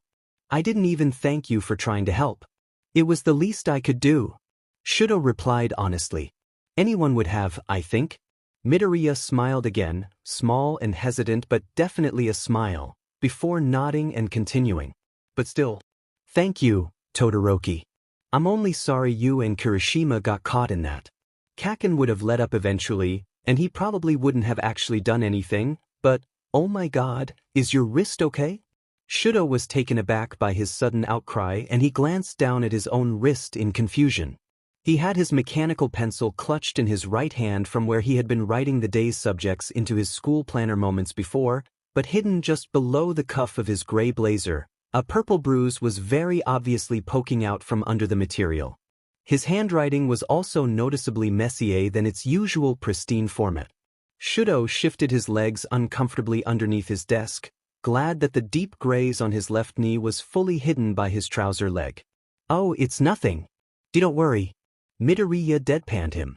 "It isn't nothing, it looks painful," he said, his face reverting to one of concern. "How did you end up with that?" "I tripped yesterday afternoon. It's nothing, honestly," Shoto mumbled. He nervously tugged his sleeve back over the bruise and glanced back at his friend. He almost did a double take. Midoriya's eyes were blown wide, his expression clearly betraying the fact that his mind was racing a mile a minute. "You tripped?" he whispered, so quietly that Shoto almost didn't catch it. "Yesterday? After school?" "Midoriya," he said, fear suddenly bubbling up in his stomach. He couldn't tell what the boy was thinking and he needed to change the subject. "If you're that concerned, I'll go to recovery, girl." There was a pause where his classmate with curly green hair and an abundance of freckles simply stared at him, searching his face for something, Shoto didn't know what. And then the moment passed, and Midoriya shook himself slightly, nodding and smiling at him. "Yeah? You should do that before classes start. You won't be able to write otherwise." Shoto sighed, nodding and stood up. "Would you mind informing Aizawa-sensei when he arrives that I am at the infirmary? I could take you?" Midoriya offered kindly, making to stand up, but Shoto shook his head firmly. "I appreciated the offer, really," he said apologetically. "But it wouldn't do for two people to miss the homeroom session." Midoriya agreed at that, seating himself once more and fidgeting with his hands slightly before wishing Todoroki well as he turned to leave. Shoto quickly offered him a small smile in reply and turned on his heel, hastily making his way out of the classroom and to the infirmary. Shoto hadn't seen, however, the way Midoriya's hand had twitched towards his pocket, itching to grab a future diary that wasn't there, instead locked safely away at home after the previous day's incident. He hadn't heard the way the cogs had begun whirring in Midoriya's brain, trying desperately to connect the dots in an array of disjointed, meager memories, and he hadn't felt the green eyes that followed him out of the room, right up until the second he'd disappeared around the doorframe, continuing to stare at that spot long after he'd vanished from view. The Mizudafu downtown shopping district was known for being large, loud, and absolutely packed 24/7, so Izuku wasn't at all surprised to find himself wedged between his two friends in line for ice creams, craning his neck over the sea of heads to see the flavors and prices as he stood on his tiptoes. "Do you know what you're getting, Deku?" Uraraka quizzed, grinning at him across her shoulders. "We're almost at the front." "Why yeah, I think," he said, eyeing the plethora of options laid out before him, narrowing it down to 3 before finally making his decision. "1 strawberry for me please," chirped Uraraka from right in front of him, and he jumped slightly when the man behind the counter prompted him for his choice with a kind, "And for you, sir?" He stammered out his order and handed over some coins before stepping to one side to stay out of harm's way, and after Ida purchased his choice of a pistachio-flavored ice cream, they all received their food. Scuttling away as fast as possible, the 3 of them headed for the food court and silently prayed they could snatch an empty table. Miraculously finding one, they slid into the booth, Uraraka going first and Izuku sitting beside her across from Ida, the table between them and the bustling shopping center laid out before them in full view. "So Uraraka began after some jovial small talk, biting into her waffle cone with a satisfying crunch and turning his way. "What had you so down in the dumps today, huh?" "Ow." Izuku began cautiously, taking a bite of his own cone to give him time to contemplate how he'd respond. "I've just been quite stressed recently, and it wasn't anything big really. I love being at you, even if it was quite a big jump at first, but the schoolwork and my mother and all might and dash." "Whoa Deku, slow down." Uraraka cut across, her eyebrows having disappeared up behind her bangs. "Just take a sec and cut to the chase." He breathed a sigh, huffing out slightly and knitting his brows together as he stared down at the rest of his ice cream which was beginning to melt, pooling at the bottom of his edible waffle cone. The noise of the bustling shoppers walking past seemed to wash right over him, his head filling instead with thoughts of future diaries, lifelong bullies, dual-colored hair and piercing heterochromatic eyes. He then looked up from his dessert and to the 2 people sat opposite him, watching him intently and concern woven into their gazes. Then he knew in that moment that if there were any 2 people he would instill his trust in, it'd be them. He tried, his voice catching in his throat and forcing him to gulp before speaking again. "It's multiple things really. I mean, Kaken." He felt moisture well up in his eyes at the memory and he angrily willed them away, shaking his head a fraction to ground himself. "I just thought I'd grown accustomed to how he acts around me, and I never thought he'd actually take my cell after refusing to when we were little, so I guess I was just a little shaken, but perhaps he was having a bad day like Kirishima had said. And I've also been feeling so disoriented and self-conscious recently, I've never dash." "Hold up, we can come back to that dash," Uraraka interrupted, eyeing him with what Izuku thought was an intense mixture of worry and incredulity. "But sorry if I misheard that, Bakugo took your cell? He grabbed it from you?" Izuku nodded, looking first at the horror on her face and then at the shock painted onto Ida's features. "Oh, I am going to skin him alive," the girl snarled, a rage unlike any other Izuku had felt emanating from her as she slammed 2 hands down on the tabletop and rose menacingly to her feet. "Just you wait dash." "Uraraka."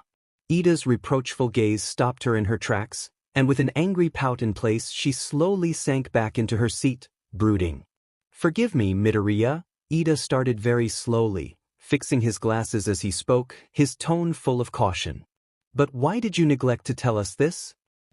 "I just dash," Izuku attempted, hanging his head in anguish, unable to meet either of their eyes. "I just dash." Didn't want to worry us? Came two voices at once. Izuku slowly raised his head at his friend's sudden interjections and found the pair of them smiling at him, albeit with sadness and concern very prevalent on both faces, but smiling at him nonetheless. Somewhat confused, he pet his head to one side and shot them a questioning look, and Uraraka let out a snort of amusement through her nose. "Deku," she began, sending an exasperated look his way. "You're the most selfless person I think I've ever met. Only you could be threatened with your life and then hide it because you thought people would worry about you." "Yeah," he muttered sheepishly, scratching the side of his cheek in embarrassment. But I promise you it wasn't that bad. Kaken knows that hurting me would have permanently damaged his chances of becoming a hero. He wouldn't have done anything. But this isn't about him, Deku. I don't care about his hero career right now," Uraraka said, bristling. "This about that fact that your life was in his hands." Izuku remained silent after that. He had no doubt in his mind that Kaken would have returned his cell to him unharmed, but he couldn't help the jolt of fear that shot through him at her words. Her words, which went hand in hand with a nasty reminder of the feeling of panic that had coursed through him 24 hours ago, were ultimately true once he had properly thought it through. It was never going to be about what didn't happen, but about what did. "I'm sorry, but this cannot go unreported, Midoriya." Izuku's head snapped up immediately. "No, Ida, please, you don't understand, Dash." But he stopped at the hand that his friend raised to silence him and the look of determination on the class representative's face. "Forget the school policies. What Bakugo did yesterday is against the human rights laws. It was illegal, and if you wish for the incident to be kept as quiet as possible, then going to a teacher at the very least is something I would highly recommend." He frowned then, looking at Izuku very sadly. "I can understand wanting to avoid taking to higher authorities, but I will not allow it to remain among unqualified teenagers like ourselves." Uraraka nodded in agreement at that, and Izuku knew he would get no further. "We're here for you, Deku," she said, smiling at him encouragingly. "All of our friends are. Yamamo, through Todoroki, you just have to tell us when you need us, 'cause sometimes your smile can be very convincing." Ida nodded, a somewhat relaxed expression finally fixed in place, and his ice cream also finished. "Speaking of that smile, Dash," Uraraka began with a grin. "Where is it today? Come here." And with that, she engulfed him in a strong bear hug. Caught off guard at first as he was not used to being hugged at all, Izuku cautiously wound his arms around her shoulders, eventually sinking into the hold she had on him and reveling in the warmth and care of her aura. They broke apart and Izuku found himself cracking a small grin, causing the other occupants of their booth to smile back at him. "Now Dash," his friend said, grasping his shoulders in both of her hands, being careful not to touch him with all 5 fingers. "Wasn't there something else?" "Oh, yeah," he said, remembering where his train of thought had been heading earlier on and immediately blushing. He scratched the back of his head nervously. Old habits die hard. "Why, there was..." The two people opposite waited patiently with smiles on their faces as he gathered his wits, trying to form a coherent explanation for his predicament, and he found himself overcome with emotion.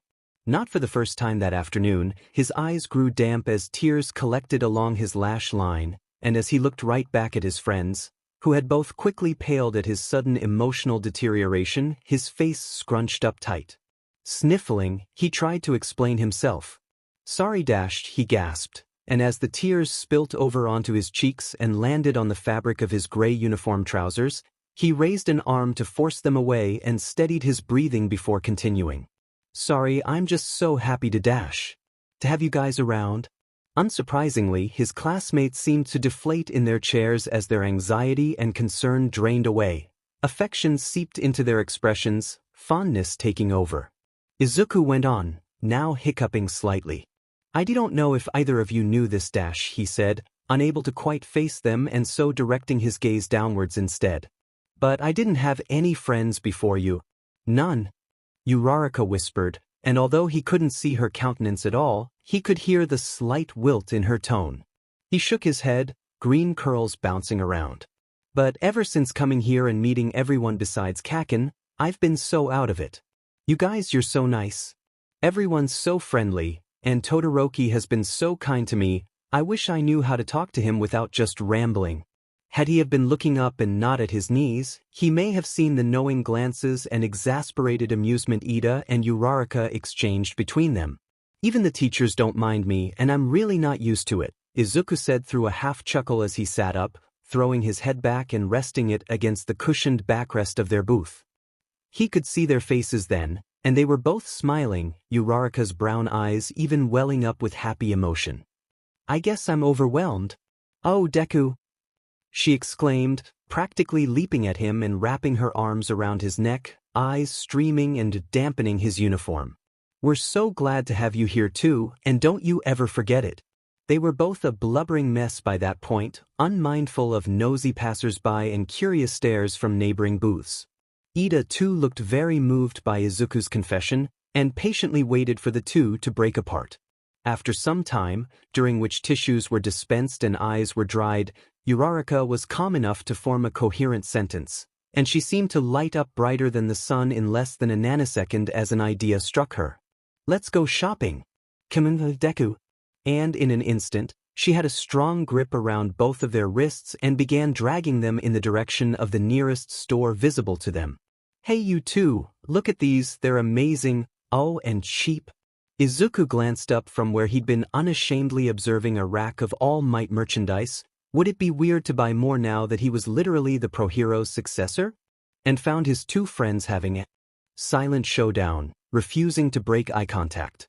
Uraraka had 4 shirts clutched in her hands, all on hangers, and although he couldn't quite make out their designs, he had a vague feeling from the identical patterns why she had picked them up.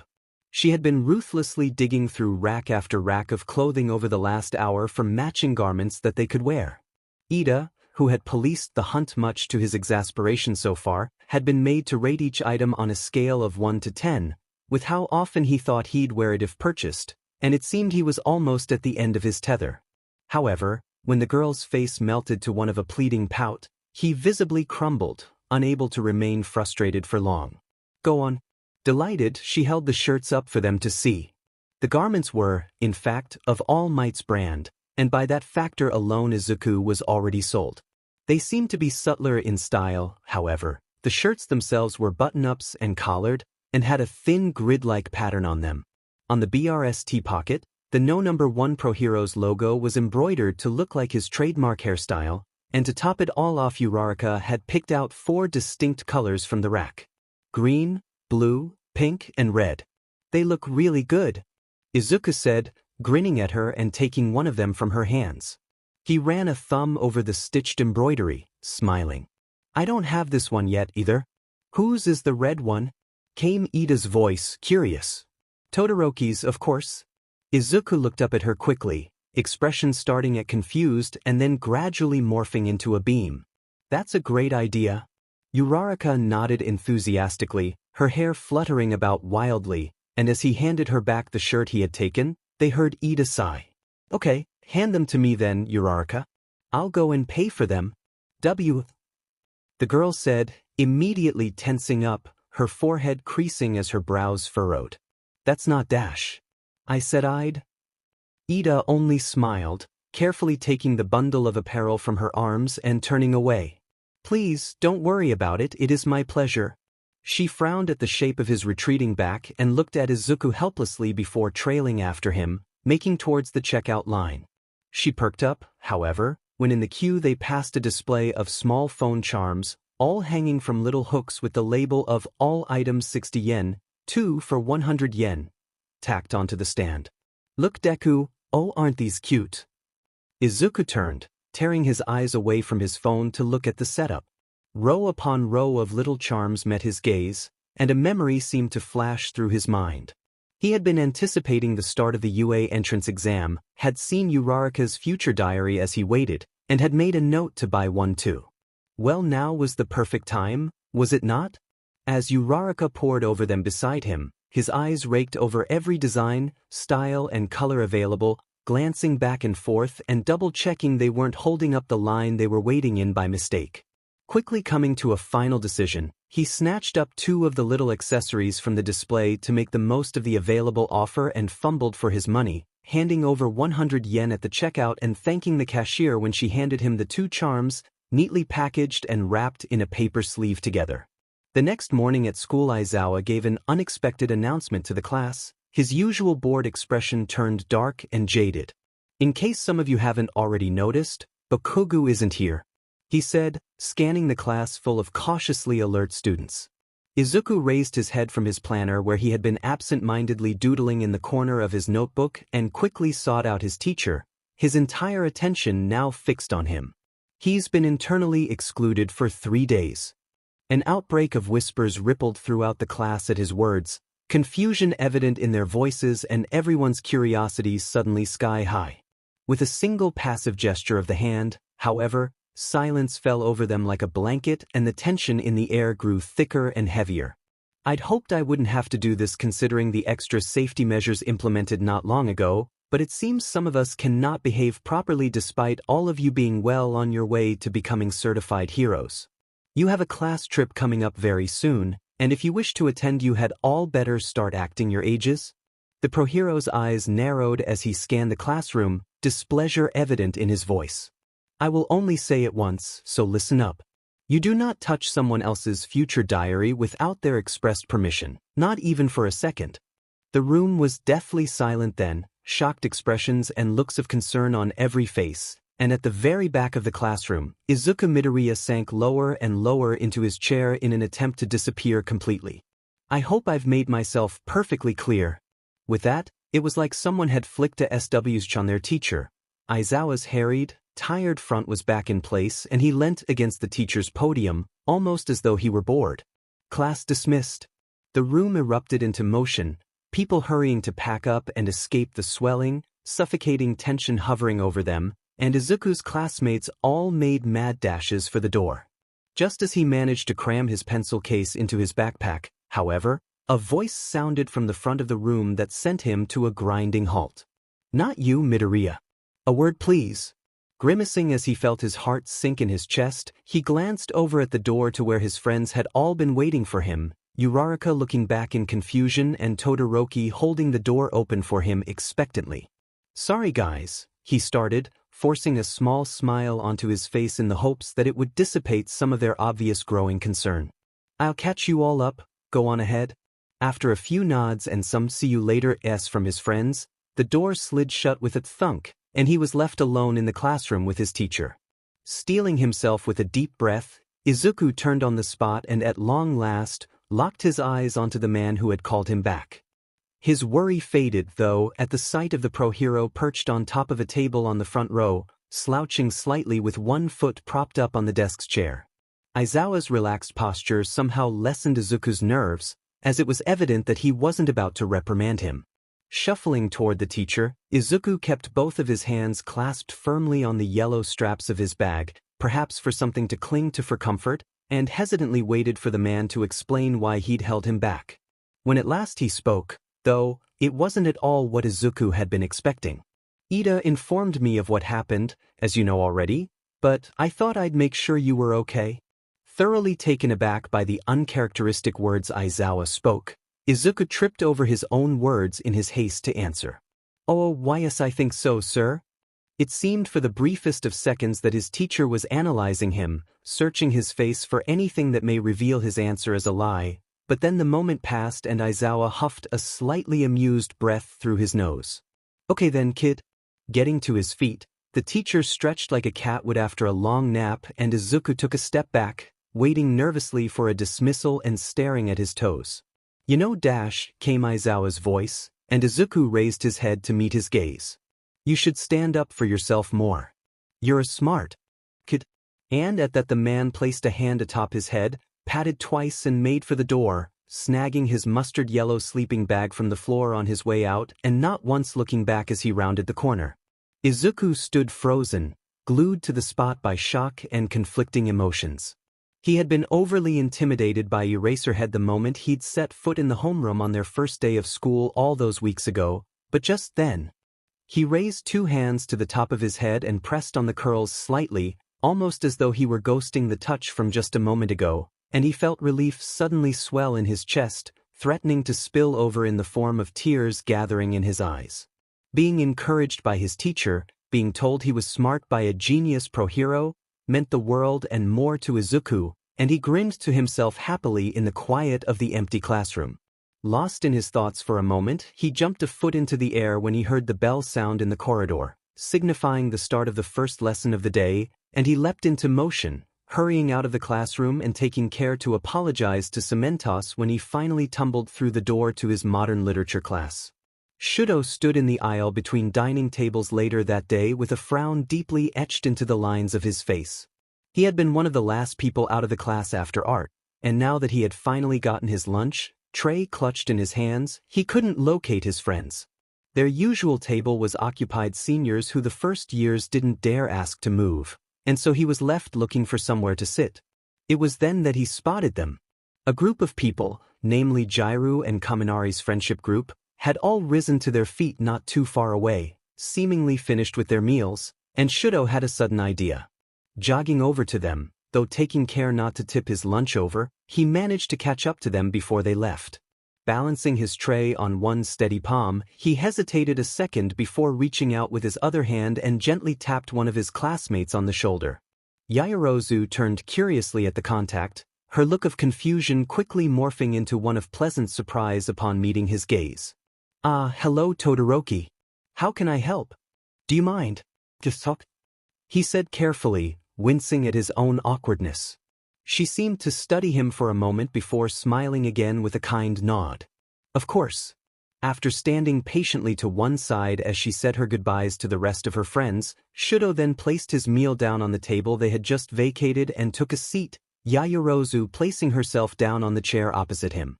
"So what did you want to discuss? I presume it has something to do with Midoriya?"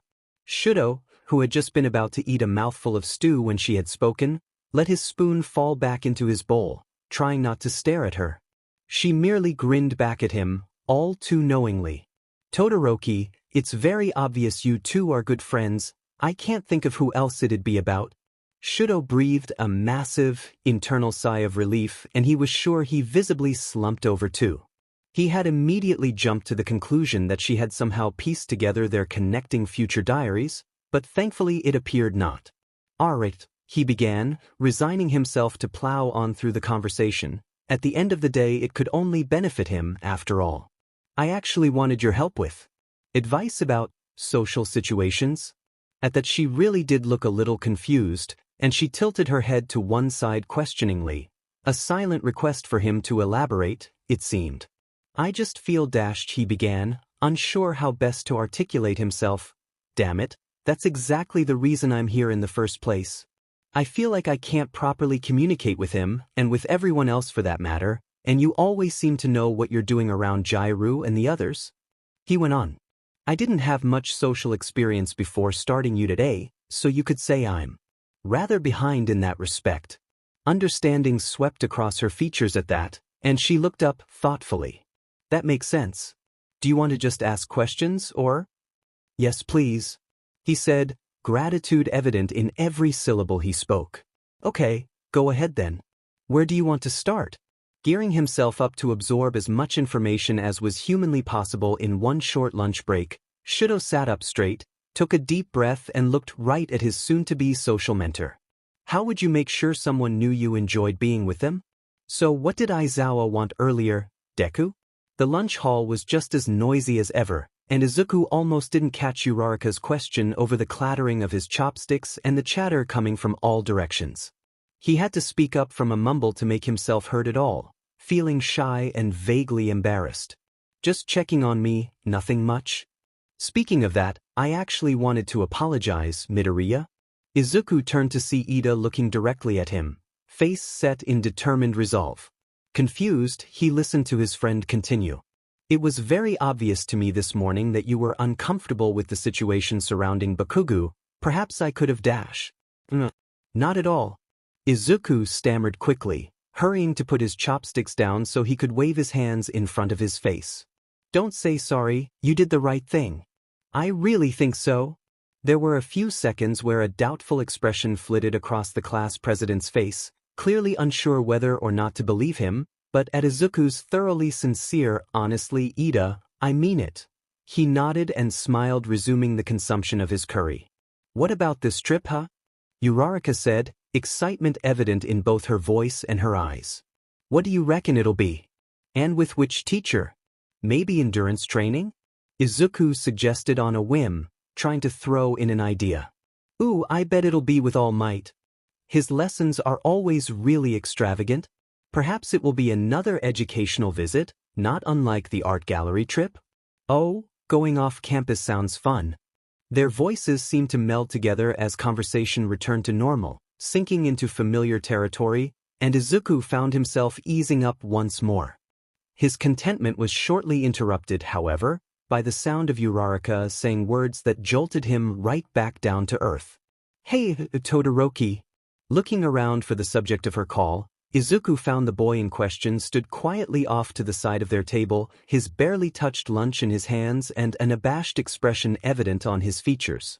I know lunch is almost over, but he threw a hopeful look their way, gulping. Could I join you for lunch anyway? Of course, why would we ever say no?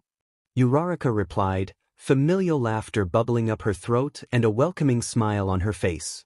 She even budged over a chair at the table so he could sit opposite Izuku, and before they knew it, conversation had started up again, the altercation returning to the topic of the fabled class trip. Still, Izuku noticed a very clear shift in the weight of the discussion, and though he prided himself on his observational skills, it took him so long to put his finger on the difference that it seemed to hit him square in the face once he had come to realize the change. Todoroki was definitely playing a bigger role in the conversation than usual. It wasn't that he was being more active in putting forward suggestions and topic starters. He was being more open to questions, slightly more assured in his replies, and perhaps even more fluid with his words. None of it was for lack of trying, though. His face was working at a mile a minute, his mind clearly working through every possible response available to him, and it was very obvious to Izuku that this level of social participation was taking a lot of effort from him. He knew in that instance that the change in his friend wasn't because of some miracle confidence epiphany, but rather because, perhaps, Todoroki was trying his hardest to converse smoothly with his friends in order to prove something to himself. After all, if there was one expression that Izuku would be able to spot from a mile off until the day he died, it'd be determination.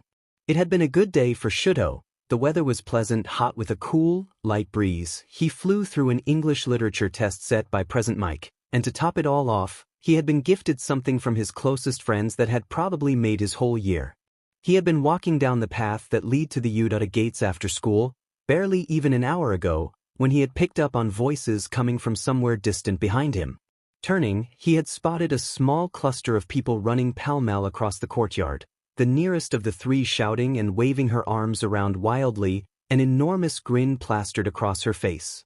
She seemed totally oblivious to the stares they were receiving from passing students thanks to the ruckus they were causing, and somehow he couldn't keep a small smile of his own from creeping onto his features.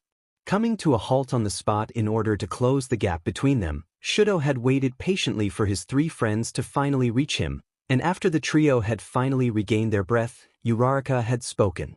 Oh, I'm glad we caught you before you left. We were going to do this earlier, but Deku was in the infirmary. Here, she said, still breathing slightly as she swung her bag off her shoulder and unzipped it. We have something to give you. After a few more seconds of rustling, during which Midoriya had bounced on the ball of his feet in anticipation, was that nervousness or excitement? Uraraka extracted something soft and folded up from her rucksack before tucking it under her arm and doing up the zip on her bag again. Holding it out properly for him to see, she had then flashed him a grin that seemed to reach both her eyes and her ears, and loaded it eagerly into his arms. The three of us went out shopping together recently and it was my idea, but Ida here paid for them and Midoriya approved with us that you'd like it, so even though I thought up the gift, it's really a present from all of us. She had spoken incredibly quickly, rivaling the speed with which Midoriya often articulated whenever he muttered endearingly, and Shoto had glanced from her to the bundle of fabric in his grasp. Adjusting his hold on the item, he gingerly unfolded the cloth with hands that were ever so slightly trembling and lifted it up, the creases coming loose and the garment tumbling open. It was a shirt. Red in color and checkered in pattern, the piece of clothing somehow struck a chord in him, his heart skipping a few beats in his chest. Not because the type of pattern was one of his favorites, or because it was somehow the perfect size, or even because it was an All Might brand item, which, mind you, meant he was going to wear it around his father for as long as humanly possible, but it struck a chord in him because it was living proof that in a moment where he hadn't been present, they'd thought of him. They'd bought him something not out of obligation, but out of the goodwill of their own hearts, and if that didn't resonate with him, then he didn't think anything else ever would. He had then looked up at the trio, his gaze first landing on Ida, who stood before him with a resolute kindness glinting in his eyes, then to Uraraka, who was vibrating with excitement as she watched his expression intently, and then to Midoriya. Midoriya had been watching him as though looking away might cause Shoto to dissipate out of existence. The boy seemed on the cusp of a nervous outburst as he watched him, studying his face with an unwavering fervor. Shoto couldn't help the oncoming changes in his expression, but for possibly the first time in his life, he felt that he didn't want to. A smile, possibly one of the most genuine ones he'd ever shown, steadily spread across his features with surprising ease, and the barrier came crashing down. Uraraka let out a high-pitched squeal of joy, grasped Midoriya by the shoulder and shook him in her excitement and then engulfed him in a stifling hug. Ida patted him kindly on the back with a warm smile in place while Midoriya's laughter chimed somewhere off to one side, Shoto's gut doing somersaults at the very sound of it. It had been a few pure moments of bliss, surrounded by his friends with all other thoughts pushed to the sidelines, but back in the present when Shoto climbed the steps to his front door, reached for his keys and the door suddenly swung open before he'd even put them in the lock, his brain froze. His sister Fuyumi stood there, her face peering through the gap at the door, and she looked utterly frazzled, her harried expression all too clear. Shoto dash, she whispered, sparing him a second to glance over her shoulder at the corridor behind her. Shoto, father's in another one of his rages. His stomach sank like a stone in water, the warm happiness in his chest rapidly freezing over. Wadash, go out for a bit? She said, desperation taking hold as she began begging him with her eyes. Please. No, I can't leave you to dash. An audible crash could be heard from somewhere inside the household, and in spite of himself, Shoto couldn't repress the slight flinch that ran up his spine. A roar of pure rage sounded a second later, and when his sister turned back towards him, she looked utterly despaired. Please, Shoto. I can't let him take it out on you again with that med training. He stared back at her, his own face falling grimly as he searched her face for a trace of hesitance. Upon finding none and hating himself for agreeing, for abandoning her to deal with a monster all by herself, he gave a tiny nod and balled his fists at his sides, doing his utmost to keep his composure in front of her. Whenever he became doubtful about whether his hatred for his father was justified, it was times like these that solidified the firm yes. As he turned away from the house to vacate the property once more, something gripped his hand, trembling and cold, and he glanced back over his shoulder. Somehow, a strong, brave smile had graced his sister's face despite her obvious fear, and Shoto found himself wondering how on earth she had remained so good-hearted after years and years of Endeavor's neglect. Stay safe, Sho. I'll call when it's okay to come back. Nodding once more, he squeezed her palm lightly and let go, shoving his shaking hands in his pockets and trudging back down the steps to the street. Looking back at the house only once and finding the door firmly shut and the curtains tightly drawn, he shut his eyes for a moment and took off down the road at a jog, still wearing his uniform, his bag with all of his school equipment still on his back. Izuku was busy even without All Might's training regime, what with school work and errands from home to carry out, but it was in moments like these, jogging along the riverside bank in the city park, that Izuku realized he barely had room to breathe in his timetable on the best of days. He glanced at his watch briefly in the rapidly darkening light and wiped his brow with his forearm, pleased to find that he was slightly ahead of schedule. Trailing his eyes forward again, he grinned to himself, feeling pleased with the day's progression, and it was then that he spotted it. A figure sat on a bench not far from him, completely alone and with a workbook awkwardly propped up on one leg. A rucksack, that was definitely a school bag, Izuku deduced, sat beside them with papers sticking out the top, and a gray blazer was draped on the seat next to them, abandoned despite the slight chill taking hold in the evening air. Slowing to a crawl, Izuku curiously drew closer to them, wondering who on earth would be out here this late doing work, of all things, but when he became near enough to them to distinguish a very familiar mop of red and white hair, his stomach lurched. Why on earth was Todoroki out here? Was he okay? The silently working boy seemed to feel Izuku's eyes on him, however, for he turned his gaze up in his direction and a look of recognition flitted across his face before he schooled it again into one of pleasant calm. Izuku himself smiled nervously from afar, jogging over and waving all the while. "Hey, Todoroki! How come you're here at this time?" Glancing down at the paper propped on the boy's knee, Izuku realized with a start that it was a sheet of maths equations, and that he was diligently working through them out in the open. "Hey, is that our homework? How come you're doing it here?" Todoroki looked uncomfortable for a second and he shifted under his classmate's gaze, adjusting the paper and straightening his shirt. "I forgot my keys." "Wait, for real?" Izuku replied, thoroughly taken aback. He carefully took a seat beside his friend, swinging his legs back and forth beneath him as he observed him. "You should have called, you could have crashed at my place for a bit." Todoroki looked up at him then, and Izuku wasn't sure if it was the lack of light playing tricks on his eyes, but he could have sworn he'd seen the boy's expression soften and his shoulders loosen up before he turned away again, shaking his head. "No, don't worry. I should be able to go back soon anyway, but thank you for the offer, Midoriya. I appreciate it." Izuku nodded and then there was a pause as he tried to figure out what to say next, what to do to keep the conversation going. "So, hey, aren't you cold?" he remarked, indicating to the blazer Todoroki had discarded beside him. "Like you can talk?" His friend retorted, nodding at Izuku's short-sleeved, sweaty training top, and if Izuku hadn't been too busy chuckling by way of response, he may have stopped to appreciate the way the evening sunset picked out the pinks and golds in Todoroki's hair. Or the way his face seemed to glow in those rare moments whenever a small smile graced his features and his eyes crinkled around the edges. Or when, I can go back now." Really?" The boy nodded, capped his biro with the lid and began to pack up his belongings, relief clearly evident in his eyes. "My sister says it's okay now." Immediately, Todoroki's phrasing threw him off. "Okay to return, what does that mean?" And it was all Midoriya could do to keep the concern out of his next words as he felt it really wasn't his business. That's great then." Once Todoroki had finished tugging on his blazer and Midoriya had helpfully handed his bag to him, the two of them glanced around awkwardly before Izuku broke the tension with a cough. I'm going this way," he stammered out, jerking his thumb behind him back in the direction he had come from. "Me too."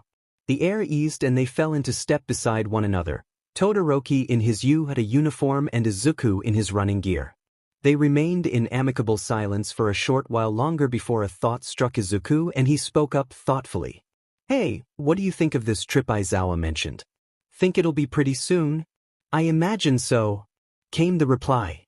"Because I'll bet it's a trip relating to the hero course since we haven't had one of those yet, and there's a pretty high likelihood it'll involve practical activities as Aizawa made it sound rather official. I think it'll be fun, though God, I wish I knew what it was." From beside him, Shoto nodded and made a noise of agreement and Izuku smiled sheepishly, glad that Todoroki seemed perfectly content to listen to his muttering antics. Even if he didn't exactly get a response, it was somehow better that way for both of them. Todoroki could listen from within his comfort zone and Izuku could talk without fearing the ridicule he received constantly before joining UA.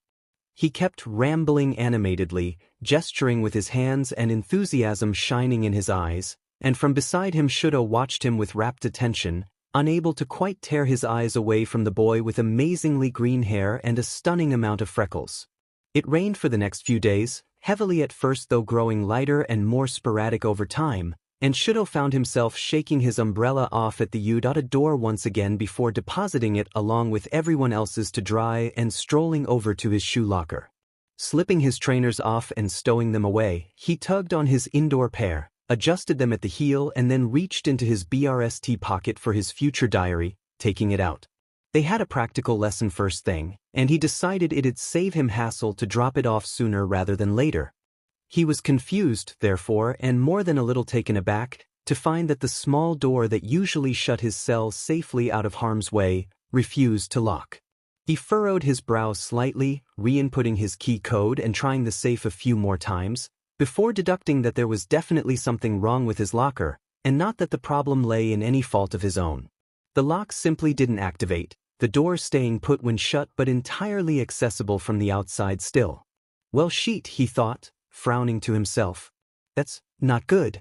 Glancing around and finding himself almost alone aside from a group of Gen Ed students chatting a few paces away, he stowed his future diary back into the inside pocket of his blazer, picked up his bag once more and made for the main staircase, this time heading for the principal's office rather than his classroom. Upon arriving, he slowed to a halt outside the door and gently rapped his knuckles against the polished wooden surface, hearing the sound carry through into the room beyond. There was a shuffle on the other side, and then it swung inwards. He was greeted by the face of his homeroom teacher, staring rather gloomily down at him with dark shadows underneath his eyes. He seemed more agitated than usual, though when asking Shoto what he was doing outside the headmaster's office, his voice was calm, affable, even. My locker isn't working. Within a second, Aizawa threw a glance over his shoulder, exchanged a haggard, meaningful look with the head teacher, who sat at his desk, from what Shoto could see, and announced, "There's another one." "Oh dear," came the ever-benign voice of Principal Nedzu, who promptly hopped down from his raised seat behind his desk and trotted around it. "Do come in, Todoroki." Yes, sit here now." Aizawa stepped away from the entrance to the room and looked pointedly at him, jerking his head and indicating at him to enter the office. Shuffling inside, Shoto immediately spotted another student already seated on a couch by the wall, her hands clutched around the straps of her bag as she tried her best not to look concerned. She raised her eyes to meet his and sat up straighter in recognition. "Ah, Todoroki, you too?" Uraraka quizzed as he took a seat beside her, worry etched into her face. She then turned to their head teacher. "Our lockers are next to each other, sir." "That's so, is it?" The man creature? Animal? Mumbled, curiosity evident. "Well, the lockers themselves are very new, so we expected there to be some bugs at least, but dash." He then looked up to Aizawa, who was leaning against the polished wooden desk. "Timing's rather cumbersome, no?" Silence fell over them then as the adults seemed to be going over possible solutions to their predicament. "I have a meeting with the education secretary this morning, so leaving them here with me is a no-go, I'm afraid."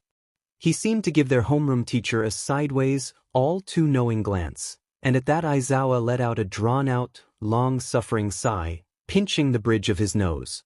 "Fine," he lamented. "Fine. You know it's the safest option, and you are only supervising them today. 13 should be the one teaching." "Yes, I know." Their teacher huffed. All Shoto and Uraraka could do was watch on from the sidelines as a plan of action that made zero sense to either of them was formed. "After all, the principal added, hopping back onto his desk chair and rifling through papers. The tiny, astute look he threw the pro-hero didn't go unnoticed, however.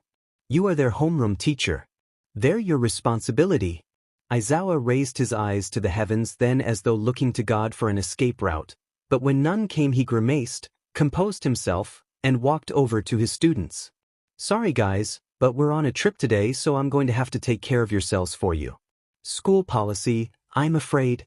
Shoto saw Uraraka glance at him out of the corner of his eye, clearly looking to him to know how to react to this revelation. Upon seeing him extracting his future diary from his pocket, though, she scrambled to do the same. They each handed their flip phones over to their teacher and watched him seal them away in a secure pouch on his belt. While the situation wasn't in any way desirable, Shoto couldn't help but silently agree that, with Nedzu out of the picture, there was possibly no safer place their flip phones could be. "I'll be sure to notify your parents," came the voice of the headmaster, once more. "And I'll call the company that installed the hardware, so expect them up and running again very soon, children," he reassured them good-naturedly. "Just enjoy your trip today." Shoto didn't even think his father would care at all. There was every possibility, too, that if the school called his home number, Fuyumi would get the information, and then he wouldn't have to worry about his father knowing at all. Deciding to cast all thoughts about his father aside, he rose to his feet alongside Uraraka and made for the door, nodding to his teacher on the way and being sure to shut the door once outside. He and Uraraka then began walking side by side towards their form room, silence hanging over them at first before his companion broke it. "What rotten luck," she said, more so to herself than at Shoto. "I know they'll be fine with Aizawa, but I can't help but worry." He nodded, making a noise of assent in his throat as they began ascending the staircase. "But hey, did you hear? The trip is today. I mean of all days, but still dash." She punched the air a few times, enthusiasm evident in her every movement. "And Nedzu mentioned that 13 be teaching us." 13? How cool is that? I can't wait to tell Tsu. Nodding again, Shoto let his feet carry him to their homeroom on autopilot as his mind wandered elsewhere. More specifically, to the look his father had worn upon Shoto's arrival home that night. The look that made his blood run cold and his lungs freeze despite the man's fiery temperament and scolding gaze.